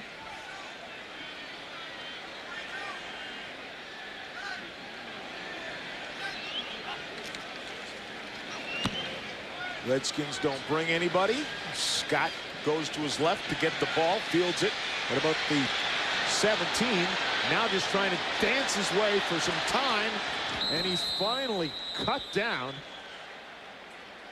It was Willie Quinney who came up with the tackle on special teams, as there was nothing there. So the Redskins will take over. Patrick Ramsey will still be the quarterback, and he'll still have a 24-0 lead. The Joe Gibbs era, the first one, included 4 trips to the Super Bowl, and 3 of those were victories, including the guy sitting to my right now, Joe Theismann. He got the first of the 3, but it was followed up by Doug Williams and Mark Rippon. And one of the points you have to make as you look at this is the ages of the guys. And Mark Brunell is in that age group right now. I think that's a little bit of what went into the decision for Joe Gibbs to ask Mark Brunell and make him his quarterback. I think the fact that his age is there, his career completion percentage is high, his touchdowns to interception ratio much far in the touchdown category, higher there. And for Joe, I just think it's a comfort level. He didn't know Patrick Ramsey when he came here. Pat had to compete for a job, as did Mark. But the veteran has a little bit of the advantage. Actually wound up with a lot of it. Ramsey with the handoff to Sultan McCullough. Still running left. Like the old days with the Redskins. Just run over Joe Jacoby. Run to that left side. He and Russ Grimm on that left side. You know, it was kind of funny in '82 when we played Dallas in the NFC Championship game. Yeah. It was 31-17. They took Riggins out of the game and put in Nick Giacquino, the trash man. We ran 50 gut 9 times in a row. We told Randy White the last 7 times we ran it that it was coming there. I tried to call something else twice, and I got vetoed. McCullough wants to break it on the outside and does. Across the 35-yard line. See, this is like when we had the 0 penalties up there. All of a sudden it changes. We talked about the left side doing a good job. Now all of a sudden the right side does it. Watch Wilson, the right tackle. Great job by Robert Royal, number 88, the tight end, collapsing that side. The Redskins are going to have some tough decisions at running back. Who do you release? I think the big thing is offensive line, too. You know, Joe Jacoby being one of those guys that is a part of the Ring of Honor here at FedEx Field. But Mark Wilson, their 5th-round pick out of California. You know, you want to keep the young guys. 17 yards in the last pickup, and now we've got a flag. Jafar Williams had the ball. He also moved just before the snap. False start. 16 in the offense. That's a 5-yard penalty. Still first down. Did you see the job he did catching the ball? Right on the fingertips. Watch Williams' fingers. This is how you catch a... Yeah, he had a cramp. He had a cramp right there, so he moved early. Look at his hands. That's the way you should catch the football, young people. But he knew he had already moved, see? Keeps his eye on the ball. Doesn't use his body to stop it.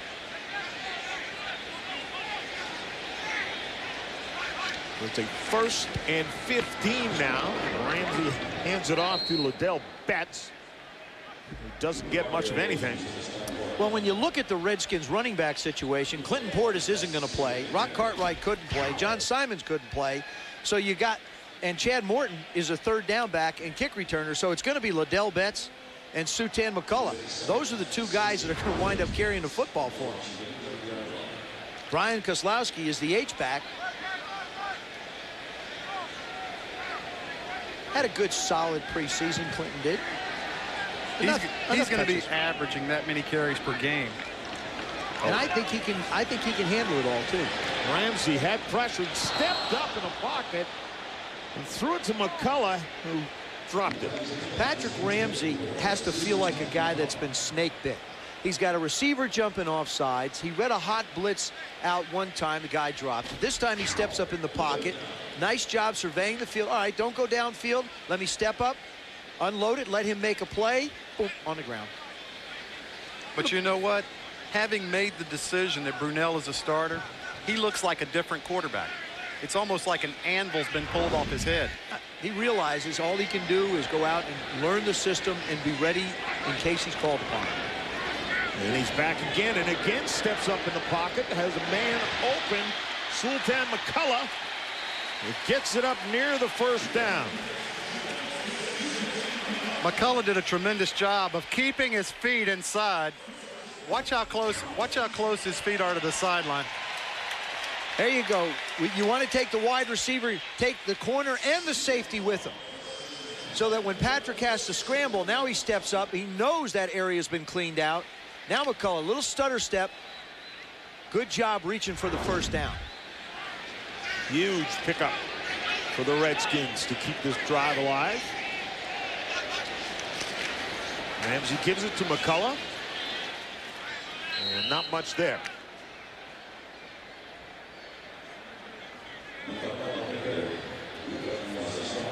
How good do you guys think this Redskins team can be this year? Are they a playoff team? I think they're going to go 10-6. And they're playing in a much tougher division than it was 1 or 2 years ago. Dallas has improved. My question is, can they play to the same standard they had last year with Vinny Testaverde? The Eagles are obviously the favorite. Giants have got a new coaching staff, and you don't know. I mean, I think Eli Manning is going to wind up the quarterback in New York, but you really don't know what you're going to get in New York. But I agree. Plus, you've got Seattle is a darn good football team in this division. Obviously, Carolina. You've got Green Bay. You've got Minnesota. I think the NFC's got a bunch of football teams that. But it seems like for the last 3 or 4 years, there's always been 1 or 2 sleepers from each conference that come out of nowhere. Well, would you say the Redskins? Would you consider the Redskins a sleeper? They could be. See, I think when Joe Gibbs showed up here, the nap was over. I think people said, okay, Coach Gibbs is here. He's won a lot. He'll be able to win with this football team. And I think that's the pressure that's squarely on his shoulders. That's saying a lot for a coaching staff. Ramsey with plenty of time goes towards the sideline. Well, they did it down in Dallas, John. Yes, they did. I mean, you can say the same thing about Bill Parcells when he took over a Dallas Cowboy football team. I give him a lot of credit. The first thing he did was keep Mike Zimmer. And Dallas had the #1 defense in football last year. The first thing Joe Gibbs did was hire Greg Williams. You know, good coaches, smart coaches, guys that win, know what's important on their staff. Surround themselves with good people and, you know, the chance to be successful. Tupa's punt going back to Kendrick Mosley. Fair catch. And he grabs it at about the 13-yard line. And now Atlanta will have their shot on offense to break this goose egg, down 24-0. Welcome back to FedEx Field. The Redskins lead the Falcons 24-0 in the third quarter. Linebacker Marcus Washington may weigh 240 pounds now, but he was 185 pounds in high school, a receiver when he went to Auburn, and he grew up in the country. In fact, he told me he was a country boy. They had some dogs and a goat, and his first idea of a profession, he wanted to be a veterinarian, guys. How about that? Well, with a dog and a goat. I think with the goat. The dog, you might be able to get somebody. The goat, you better learn yourself. Atlanta trying to power their way out of the position. See, you reach a point in the preseason game. You like that one? I did. You reach a point in the preseason here in the last preseason game. What are the coaches going to look for? They're going to look for any kind of hustle on the defense. That time, Artie Omer just running over, just running to the sidelines. Campbell moving over. This Falcons team has actually won 2 straight preseason games coming into this one. So as bad as they have looked and as little as Michael Vick has played, they actually had a pretty good preseason working for him. Campbell with another nice stop. I identified him as Omer before. This guy will make the football team. Big contributor on special teams, and the time that he's been in during this preseason, he always seems to be around the football. Plays behind LeVar Arrington. You know, you don't have to have this gift of all kinds of talent. If you get yourself in the right positions, especially defensively, get the right fits, you can make a lot of plays. Schaub has to go to the air this time, and he completes the pass to Justin Swift, but he's quickly cut down. In 82-3, I mean, going back to what you were saying, Joe, if you have the parts and you know how to line people up and how to really put them in position to be successful, 82-3, we were probably not the most talented team in the league. I agree. But we were the best team in the league. I think so. I think we were very efficient on both sides of the ball. And, of course, when you had a Mike Nelms as a kick returner and a Mark Mosley as a kicker, we had all 3 units that played very well together. Very much what we saw in the first part of this football game when the Redskins came out and just totally dominated.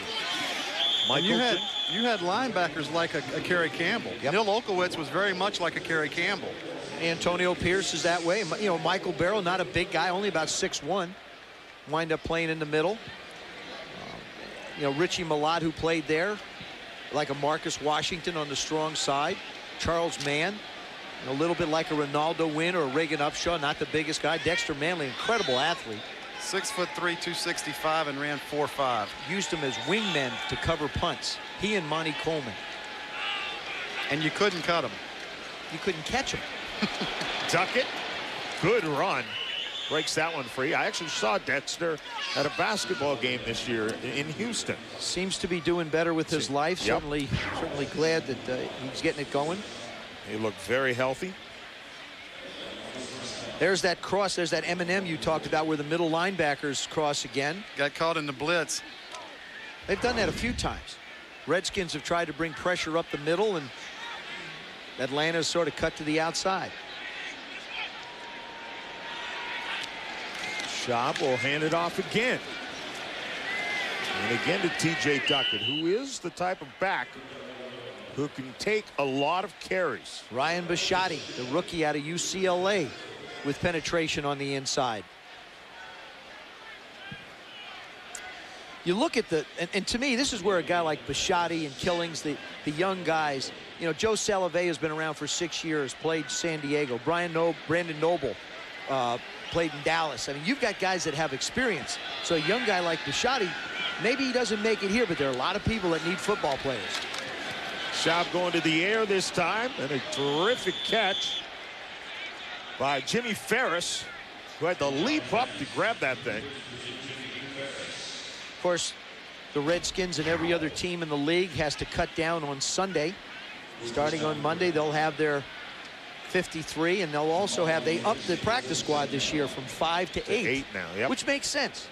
I mean, you can keep some people around that are in the system that can help you and continue to create more balance in the league. Schaub hands it off to Duckett again, and there's nothing there this time.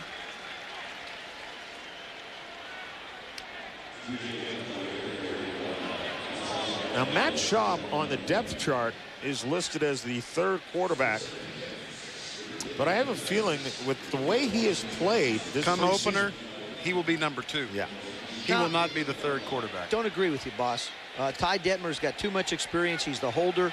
I think if something happened, they'd go to Detmer first to give him a little bit more of a cushion. Maybe mid-season, I think it happens, but coming out of the chute, no.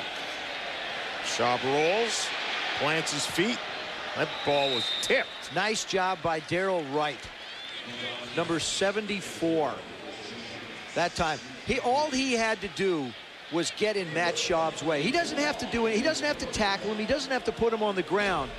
But he was, watch him up top.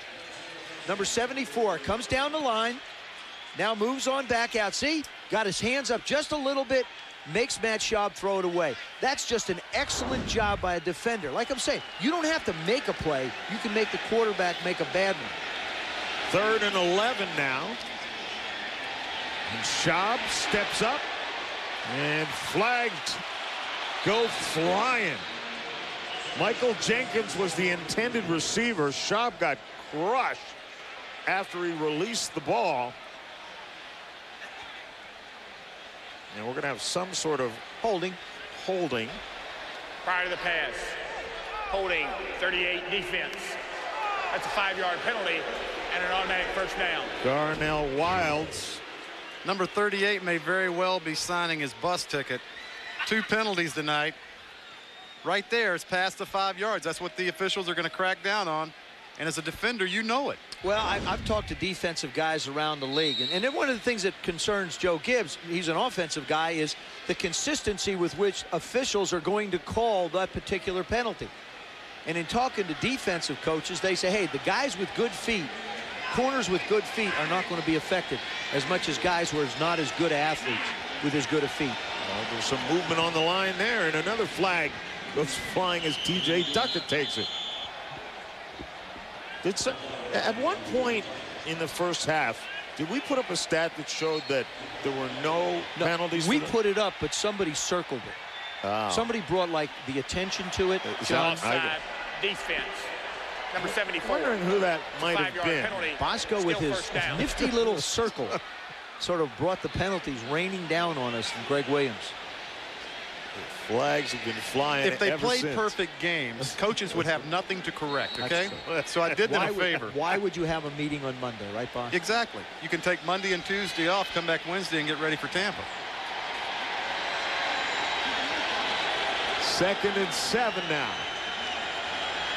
Schaub fakes the handoff, steps up, almost tackled. And a ball that likely should have been caught by T.J. Duckett. You know, Ryan Bisciotti, there he is again, battling one-on-one. Manages to get inside against Martin Bibla. Watch the quarterback's feet. Bisciotti comes in, but watch the nimbleness of Schaub's feet. He does a little. Yeah, but you know what? There you go. That's enough to make you throw the ball wild. I can do that if I keep my feet planted, Joe. If I did, I wouldn't have had a job. 2nd and 5. Handoff to Duckett. Again, quickly swarmed by the Redskins. What this game tells me is that the Redskins are deeper with their personnel than the Atlanta Falcons are. I mean, you know, you get to this point where the twos are playing the twos, and you say to yourself, all right, Coach Gibbs, you've got some quality football players that are going to make some football teams someplace else. Going to be tough for you to keep them here. Like I said, maybe with the practice squad, maybe you can keep 8 of them around. A couple defensive linemen. Certainly you know you have to keep offensive linemen. 3rd down and 3. The crowd wants a stop. Duckett has it, and he will not have the 1st down. At least not where I would spot the ball. And if you're the Falcons, you go for it. You just go for it. I mean, I don't think this is any question in Jim Mora's mind.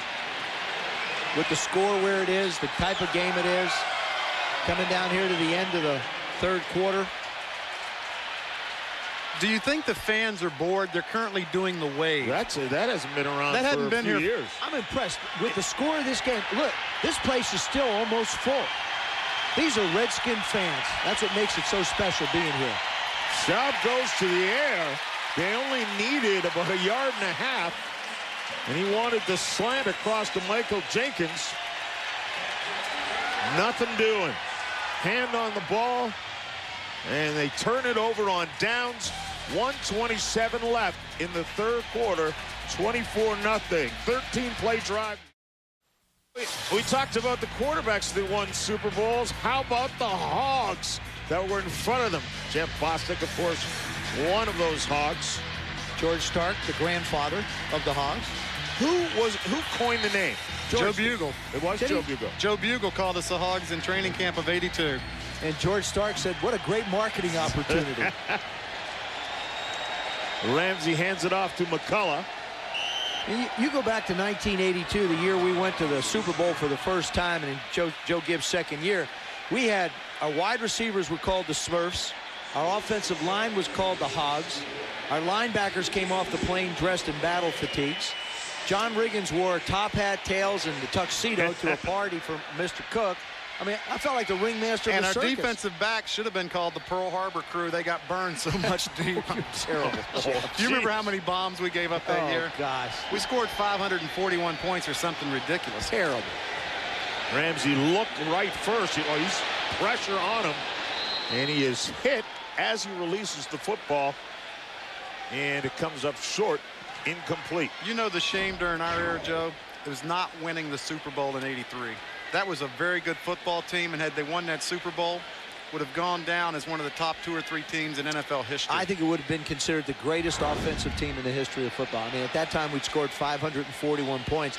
I played a lousy football game. I mean, you only everybody did. Yeah, but I felt like I didn't play anywhere near where I was capable of playing, and it was one of those days. And when it comes to World Championship competition, one game, we don't get 7 chances. They're first.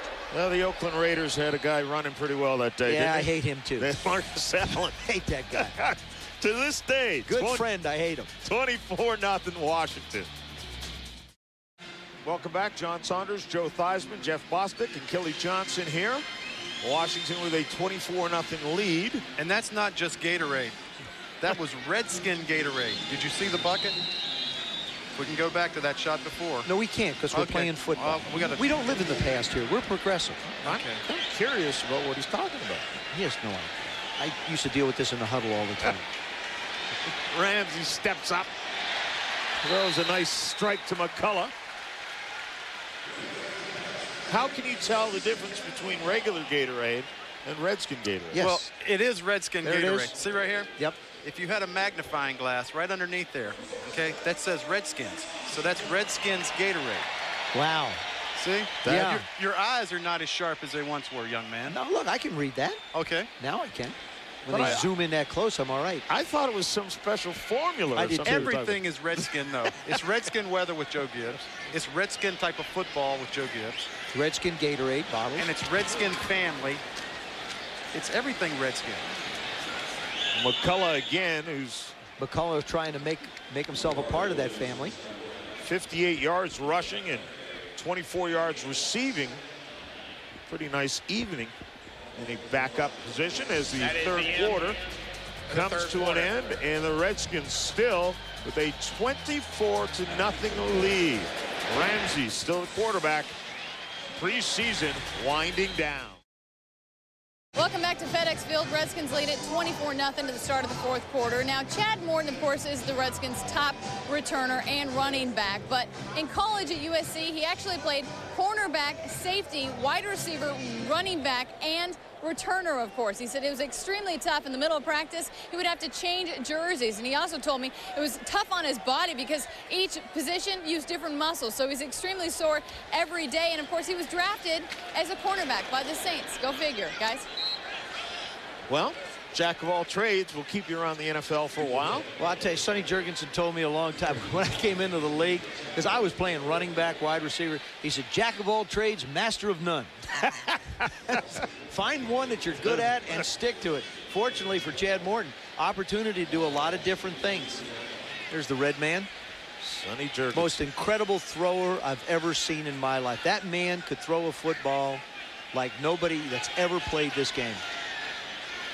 And I'm guessing probably for about 5 yards, he could still be absolutely beautiful with it. He just had a birthday also. Well, Ramsey ducks his way out of a tackle and throws it out of bounds. I think Patrick Ramsey had a flashback to 2003. Nice job avoiding the rush. He does a really nice job of working in a pocket. Here comes a free runner right at him, right up the middle. Avoids it. Keeps the presence of mind to throw the ball in a position where it can't be intercepted, contrary to how we saw Michael Vick do it on the first play, where he hung it up and Bowens intercepted it. Tupa's punt. Ferris is back for it, and he wants to make some ground with it. That was Mosley, rather, with the reception on the kick, and he gets a few yards out of it. And the Atlanta Falcons will go on. Well, I'm not really sure I can call it offense because they haven't had much of it thus far in this game. 14 minutes left and still 24-0. Holding number 40 of the receiving team during the return. It's a 10-yard penalty. First down. Timeout. Well, yet another penalty. We'll get back here in a moment. Ty Detmer is going to take over at quarterback. Back here at FedEx Field with the Saab statistics after 3 quarters of play. And what do you want to circle this time to put the jinx on? No, don't touch it. Don't touch it. What if we put a line? Well, the lines are better. Time of possession. That's a big Gibbs thing. Lines are better. This last play, Patrick Ramsey has a lot to deal with. He had, say, up. Hold it. Does that mean talk to the hand because the ears aren't listening? The head's not listening, absolutely. Same thing my wife does to me. Talk to the hand. The head's not listening. But this defense says Redskins got it again. Everybody's down there trying to dig it away. But Smith was the one who came out with the ball. And the Redskins force another turnover. Boy, if you're Jim Moore and the Atlanta Falcon football team, you don't even waste your time looking at this one. When this one's over, you put it away and you start looking at San Francisco 49er film. Detmer can't get the exchange, puts it on the ground. That's what happens when you start changing quarterbacks. And the one thing you don't like to see from Detmer, he doesn't even make an attempt to try and go in there and get the football. He's a holder. Ramsey's pass and no one is open. Quick interesting fact, we were talking about Sonny Jurgensen earlier. Our master statistician, Marty Aronoff, he was kind enough to tell us that when Wilt Chamberlain scored his 100 points in Hershey, Pennsylvania, right, that Sonny Jurgensen was playing in the preliminary game and had 37. Is that right? Sonny was a heck of a basketball player. I did not know that. There's the Hall of Famer. Heck of a basketball player. And I'll tell you what, he used to bring out some stuff to the shed, some moonshine. It was unbelievable. Jeff, you know, you can't say stuff like that. Look at this run. McCullough breaks open a big one. That's the kind of running that the coaches want to see. A little one step and go. Good job by the offensive line. P2 Peter Elisaro. Right. What a mouthful. Gotcha. You know what? On the left side, you've got Molinaro and Elisaro. Yep. You got P2 and Jim. This guy just made the football team, McCullough. You know, it's a tough position, Jeff. You know, Rock isn't playing and Simon's not playing. McCullough can run back. Good competition. Yep. Leading rusher in the preseason. And he hands it off to McCullough, and quickly he's into a pile. That was Eric Pruitt, number 42, coming over the top for the Atlanta Falcons. 6th-round draft choice for him. You do not know how tough it is to gain yards on this part of the field. 42 with absolutely no regard for his personal welfare. Coach Gibbs going to go for it. 4th down. Absolutely. 4th and 1 at the 3. These are character downs. This has nothing to do with blocking. This has everything to do with desire. I bet they run left. I bet they don't pass like Atlanta did on a 4th and 1. Ramsey fakes it. Well, I guess I'm wrong. And just throws it out of the end of the end zone. You only need a yard for a 1st down. I like the call. I like the play action call. Remember, it's preseason, John. Yeah. You want to take a look at various scenarios. Also, you want to let defenses that you're going to play say, hey, look, we will throw down around the goal line. So it serves its purpose. Well, 24-0 lead. They'll still have that when we come back. This football season, satisfy your tailgating hunger at Giant. Burgers, hot dogs, snacks, drinks, and much more. Everything you'll need, and don't forget your bonus cards. So stop by your tailgating headquarters now. You've got a Giant on your side.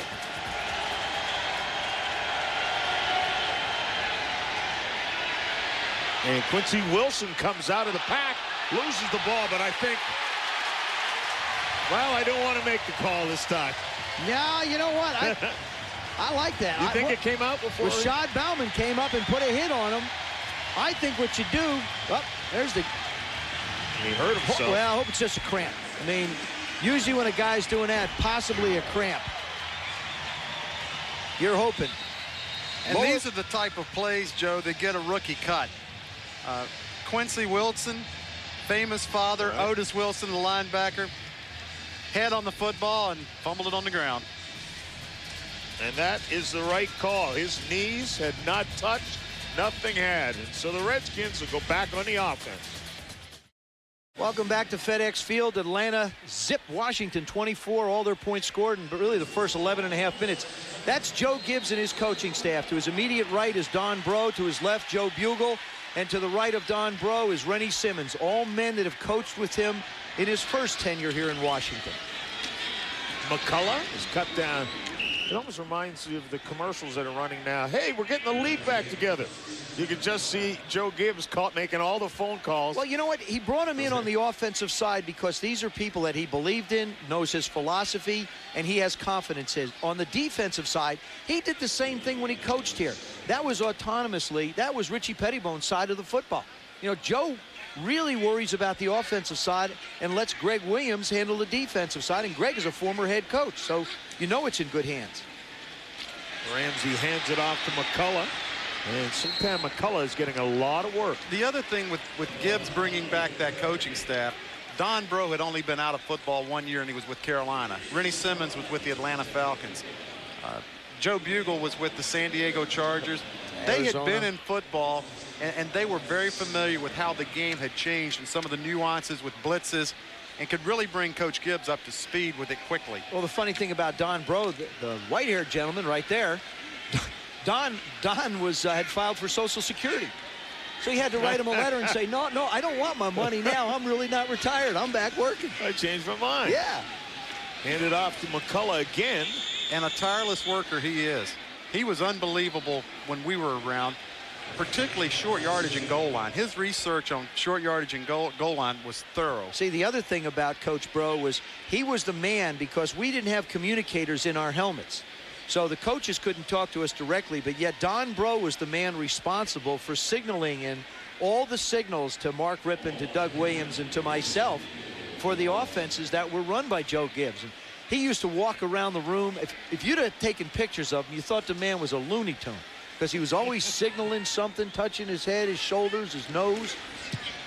Cameron in to kick the field goal and knocks it through. Do you still remember the signs? Some of them. Really? And I'll tell you what, the Redskins, I was out at practice the other day, and they were still working on the signs just in case the communication systems ever went down between coach and the quarterback. Welcome back to FedEx Field. Redskins lead 27-0 in the fourth quarter over the Falcons. And you just saw Rashad Bauman force a fumble, and the Redskins recovered it. He walked off the field. He has a ankle injury, I'm told. They are currently taping it up as we speak. It looks like he's about to go back into the game, guys. Well, again, you know, getting those tires fixed, come into the pits, get a tire fixed, and head on back out.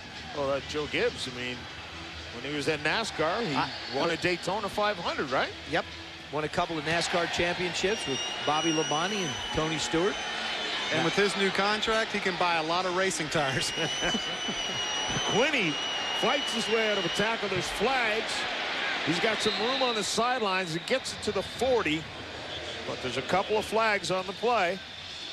Surprise, surprise.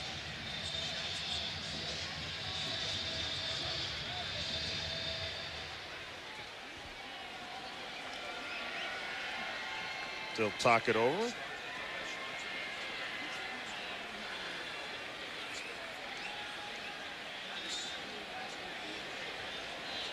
Ten minutes remaining on what may be the last game this year for some of these players on both teams.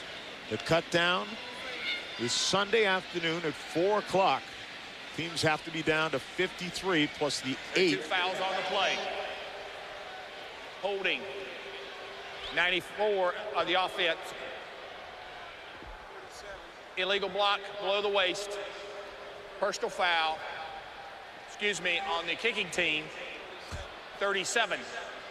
Those penalties will offset at the receiving team's spot of the foul. 1st and 10. There we go. You talking about people getting cut and maybe playing their last game? John, I was a rookie in 1980 with the Philadelphia Eagles. I got cut, the last cut. We'll talk about it when we come back, though. I got to tell this story. I want to hear this story. Obviously, it's lengthy. Washington Redskins with a 27-0 lead. Getting back on defense. Can we get back to that story? Yeah. I got cut, the last cut in Philadelphia. Philly, right? Okay. There is no way to describe what you feel like when you've been released by a football team. Young kid out of North Carolina. I was ready to go back to college, finish and get my degree. And you're talking about these kids maybe playing their last game. Timing. The Washington Redskins showed interest in me before I signed as a free agent with Philly. Went back through and worked out for him. I didn't realize Teddy Fritsch was snapping the ball all over the place. Last game was against Tampa Bay. They said, if we have another bad snap, we're going to call you on Sunday. First snap went over the punter's head. Over my head. I signed the next day. 5,000 days later, I retired. Most incredible situation with Teddy Fritsch. Was a great punt and field goal and extra point snapper. Great. All of a sudden, we came back the next year. If he snapped the ball 10 times, 9 of them would go over our heads or someplace else. I mean, he lost it. It was unbelievable. He just absolutely lost the ability to be able to snap. It's like Tiger Woods with his driver right now. Right now it is, yeah. Allen out of the backfield. Rufus Brown coming up, putting a hit on him.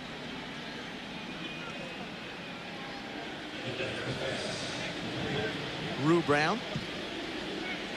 Now, how do other teams scout the cuts from other teams? Do they send personnel Oh, there around? are people here. There are scouts here, yeah. There are people here probably from 31 other football teams, Okay. or pretty close to it, depending upon your need. In other words, if you look at the Redskins and you say, all right, the Redskins have got, for example, they've got a fair amount of running backs. You know, they've got some safeties, Todd Franz.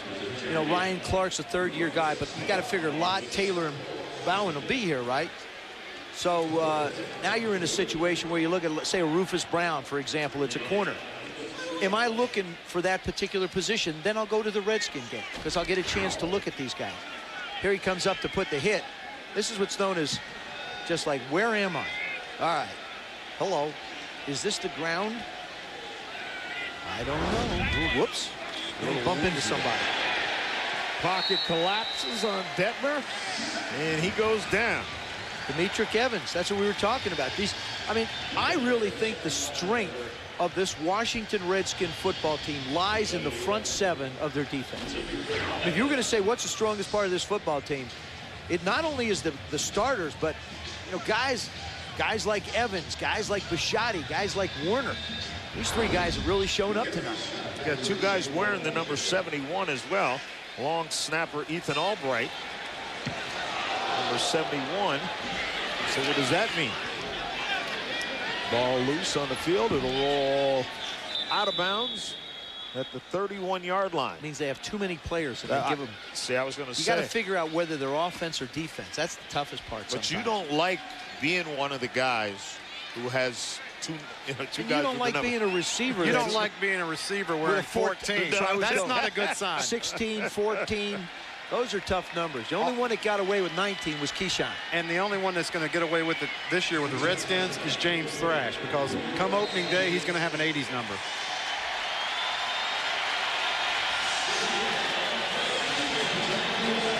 James wearing 17. That's okay. He's and a borrowing fan that. favorite is playing quarterback, Mr. Hasselbeck. Tim Hasselbeck comes in. I think he's a coach's favorite, too. Tim Hasselbeck has been as solid as anybody in preseason. Really played well, I thought, when Patrick Ramsey went down last year. I mean, his touchdown to interception ratio hasn't been all that great. And, you know, the percentage a year ago, 53%. But I don't think you can judge anybody off of the system that he played in before versus the Joe Gibbs system that he'll play in now. But all the fans love the backup core. Everybody loved Babe Loffenberg. What? Why not? They had no pressure on him. That's right. Don Strock. Until you go out there and become number one, and then they like the next guy. Handoff again to McCullough, who fights his way up near the 40-yard line. Just 22nd carry. There's a guy that has worked hard. We talked about the opportunities in these games, Jeff. Portis wasn't going to play. Cartwright didn't play. Simon didn't play. So it's Betts and McCullough. Now, if I'm McCullough and all these other guys are saying I'm not going to go, you love it. Hey, that's your opportunity. That's your stage to perform. And the big thing that they're looking at is, can he hold on to the football when he's tired? How about this guy? He has been in on every snap. This young man, Jim Molinaro, will sleep well tonight. You hope he sleeps well Sunday night. McCullough again takes another handoff for his 23rd carry. I wonder how they cut people now, because when I got released in Philly, my roommate had already been released a week earlier. How did they cut people back then? They slid a piece of paper under your door. That was when they were in at camp. about 2 or 3. Yeah, that was we didn't camp. break camp yet. Right. It was right before the last day of camp. Now it's even tougher. Now you have to go to the park. Now you come to work Sunday morning like it's a normal work day for you, and they say, look, you know, you're not here anymore. And then you have to turn and leave. Mosley with the ball. Takes it at the 19. Cuts it across the 30. Spins on the 35 down to about the 37. But imagine knowing that that's how that was happening because your roommate got cut a week or two earlier. And you know that cut's coming up. Well, I mean, you spend all night with one eye closed and one eye open looking for that paper. You just step over it and just show up at the park anyway. Yeah, but then in no uncertain terms, they tell you goodbye. I mean, I went through that, oddly enough, when I tried to come back after my leg was broken. I had to go to the park, and Coach Gibbs had to say to me, look, you know, Joe, it isn't going to happen. We're going to have to. I had to be released. Wow. I mean, you know, I was actually released, and then I called like 7 other teams and said, can you give me a chance to play? I just wanted to go and try and play football again. And it never happened for me. And in a way, I'm glad, because I was a Washington Redskin. Everything I ever did was a part of the Washington Redskins. And I'm still throwing for a Washington Redskin. Look at that delivery. Little three-quarter sidearm. You look pretty good. You look like you... Say, look, though, Tylenol. You got a little something left. I wanted to see. So look at how skinny and small that arm is. I love to throw the football. I actually work out for teams around the league. I get a chance now. The Bill Belichick up in New England, Brian Billick over in Baltimore, they give me a chance to come out and throw drills. Can't run from anybody, but I can throw it around a little bit. Don't have to run. Does your leg bother you to this day? Never. Never bothers me. It was amazing. I'll never forget the injury, as many people won't who saw it. But I do remember the next day going to the hospital and visiting you. And it was almost as if you were faking like you were in pain. And I wasn't. It was real. I mean, the thing about a broken leg is, because people come up and said, hey, Joe, tell me, did it hurt? It did hurt. It hurt a lot. I guess it hurt. You know, it hurt an awful lot. But the thing was, with a broken bone, it hurts instantaneously, and then I believe they're called the endomorphins in the body take over. And like from the knee down, I had no feeling whatsoever. I mean, no feeling whatsoever. It's called endorphins. Endorphins. Yeah. Okay. Because I knew it. It was kind of funny because I got it right. It was now. almost a year. It was almost a year to the day that you were standing over me when I blew my knee up. Tore 3 ligaments. And I'll never forget Joe was saying, you know, Bosco, you're going to be okay. And I'll never forget that Giant game when I went back and looked at his leg, and I said to myself, I said, I don't think you're going to be okay. He's not coming up to that me. sock was popped. Well, you know, I'll tell you about that night. It was not a pretty sight. It's interesting. Joe Gibbs comes out and he kneels down next to me on the field, and he looks in my eyes and he says, Joe, for 6 years we've been together. Joe, you've meant so much to this football team. He says, Joe, this is a heck of a mess you've left me in. That's what Coach Gibbs told me when I was laying on the field. We both started laughing. And I'll remember there were a couple of guys from the Giants, and I think Jim Burt was one of them that threw up. I think he did get sick, yeah. They were physically sick. Wow. I've never seen it. Lawrence Taylor. I would not recommend it. I would not recommend you seeing it. I wouldn't say it. I know funny, though. I ran into Babe Laufenberg, who does a lot of work for the Cowboys now down in Dallas. Babe was on a beach in Mexico when I got hurt, and Jay Schrader became the coach. They called Babe off the beach in Mexico to come back to be a part of the football team. I missed a heck of a football game, Jeff. Oh, yeah. I've read accounts, and I've seen some accounts about that game. I mean, long runs, long passes, fumble recoveries. It was a heck of a game. I'm sorry I missed it. We hated you missed it. It was a shame. I think with any athlete, the big key is getting out on your terms. Yeah. And certainly that was not your terms. No, that's not the way I'd envision going. And, you know, that was one of the motivating things for me. I tore my rotator cuff in my right shoulder my 13th year. I did not want to leave the league the way I did. With an injury. Well, I appreciate that, but I'll tell you one thing, though. When I was taken off that field in RFK Stadium, there were 55,000 people that made me feel like the most important person in the world. And I really was not a nice person. I had gotten so caught up with who Joe Theismann was, and I didn't really think anybody was that important. And these fans really, really opened their hearts to me and poured them out to me that night. And literally that night changed my approach to life and my perspective about life. And it was the fans in that stadium that night and the subsequent people that wrote and came to the hospital and had the banners out, and it was really special, especially for a guy who, in my opinion, I had reached the point I didn't deserve any of that, and these people were so nice to me. Did you realize how long it took them to get you off the field? No, I have no idea. It must have been 15 minutes. Really? It was a long period of time. Well, I didn't remember a lot of it, Cal. I didn't remember much of the one in St. Louis. Detmer's in trouble and sacked by Darryl Wright. There we go again. We've talked about Darryl Wright before. I mean, Bisciotti, Wright, Warner, Evans, all those guys. I want to say to everyone, today's game has been produced by Bill Bell, directed by Artie Kempner, the graphics by John Hoagland, tech manager Eric Schwartz, chief engineer Steve Weber, and the executive producer Ernie Bauer. The one and only Ernie Bauer, who fights to get on camera, but yet once again will not. Jay Feely, kick is up. Kick is no good. 46-yarder. That is the 2-minute warning. And we're at the 2-minute warning. The Skins looking to go out in style in the preseason, holding on to a shutout. Saunders, Joe Theismann, Jeff Bostic, Kelly Johnson, and Joe Gibbs. And Joe Gibbs has to like what he's seen on the field on this day as he gets set for September 12th. Can you imagine what it's going to be like here when Tampa Bay comes in here and Joe Gibbs' very first game that counts? And here's our Purple Heart Redskin player of the game, Sutan McCullough. 75 yards, 25 receiving. About 26, 27 carries. He'll probably get close to 30 now. And he's going to make the coach's decision very difficult, because I think John Simon has been very solid during the preseason. Liddell Betts has been very solid during the preseason. Rock Cartwright's going to make the football team. And where do you, how do you use those 8 other players as a practice squad player? How do you use them? What do you use? To me, I think probably a couple of offensive linemen, a linebacker, probably a couple defensive backs, so that's 5. Maybe 1 running back, possibly 2. I think the Redskins have done a terrific job getting themselves ready. I talking to Coach Gibbs this week. I asked him, I said, how's it going? He said, nothing's changed. The man still's up till 2:30 in the morning. But also, he's anxious to put in his offense. This has been about as vanilla a football offense as you could have. He wants to cut Lavernius Coles loose. He wants to cut Clinton Portis loose.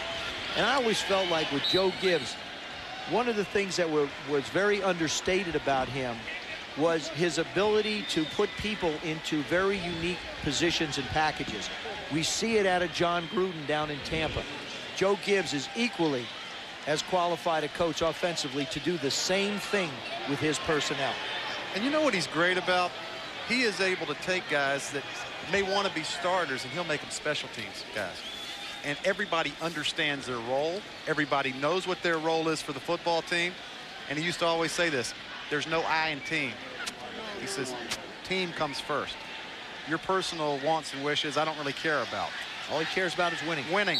That's the same way he was with his NASCAR team. And now his son, J.D., who's running it, doing equally as well. Well, you're right, number 69, Molinaro, what a night he had. Mark Brunell, 4 for 6, very efficient. There's a man, you're right, going to sleep well tonight. Another one should sleep well, McCullough.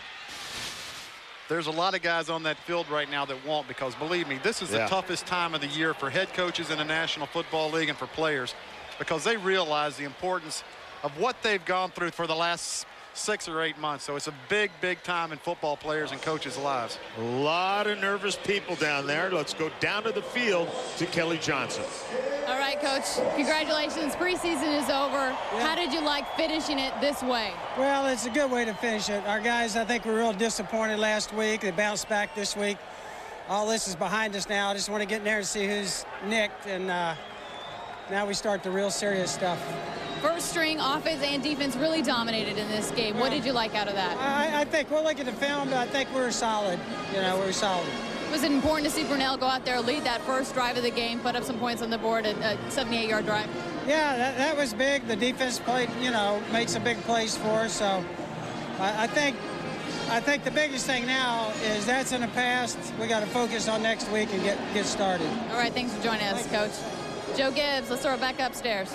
All right, Kelly, and there's Mark Brunell, who started this game and will start on September the 12th next week in the one that counts, the Tampa Bay.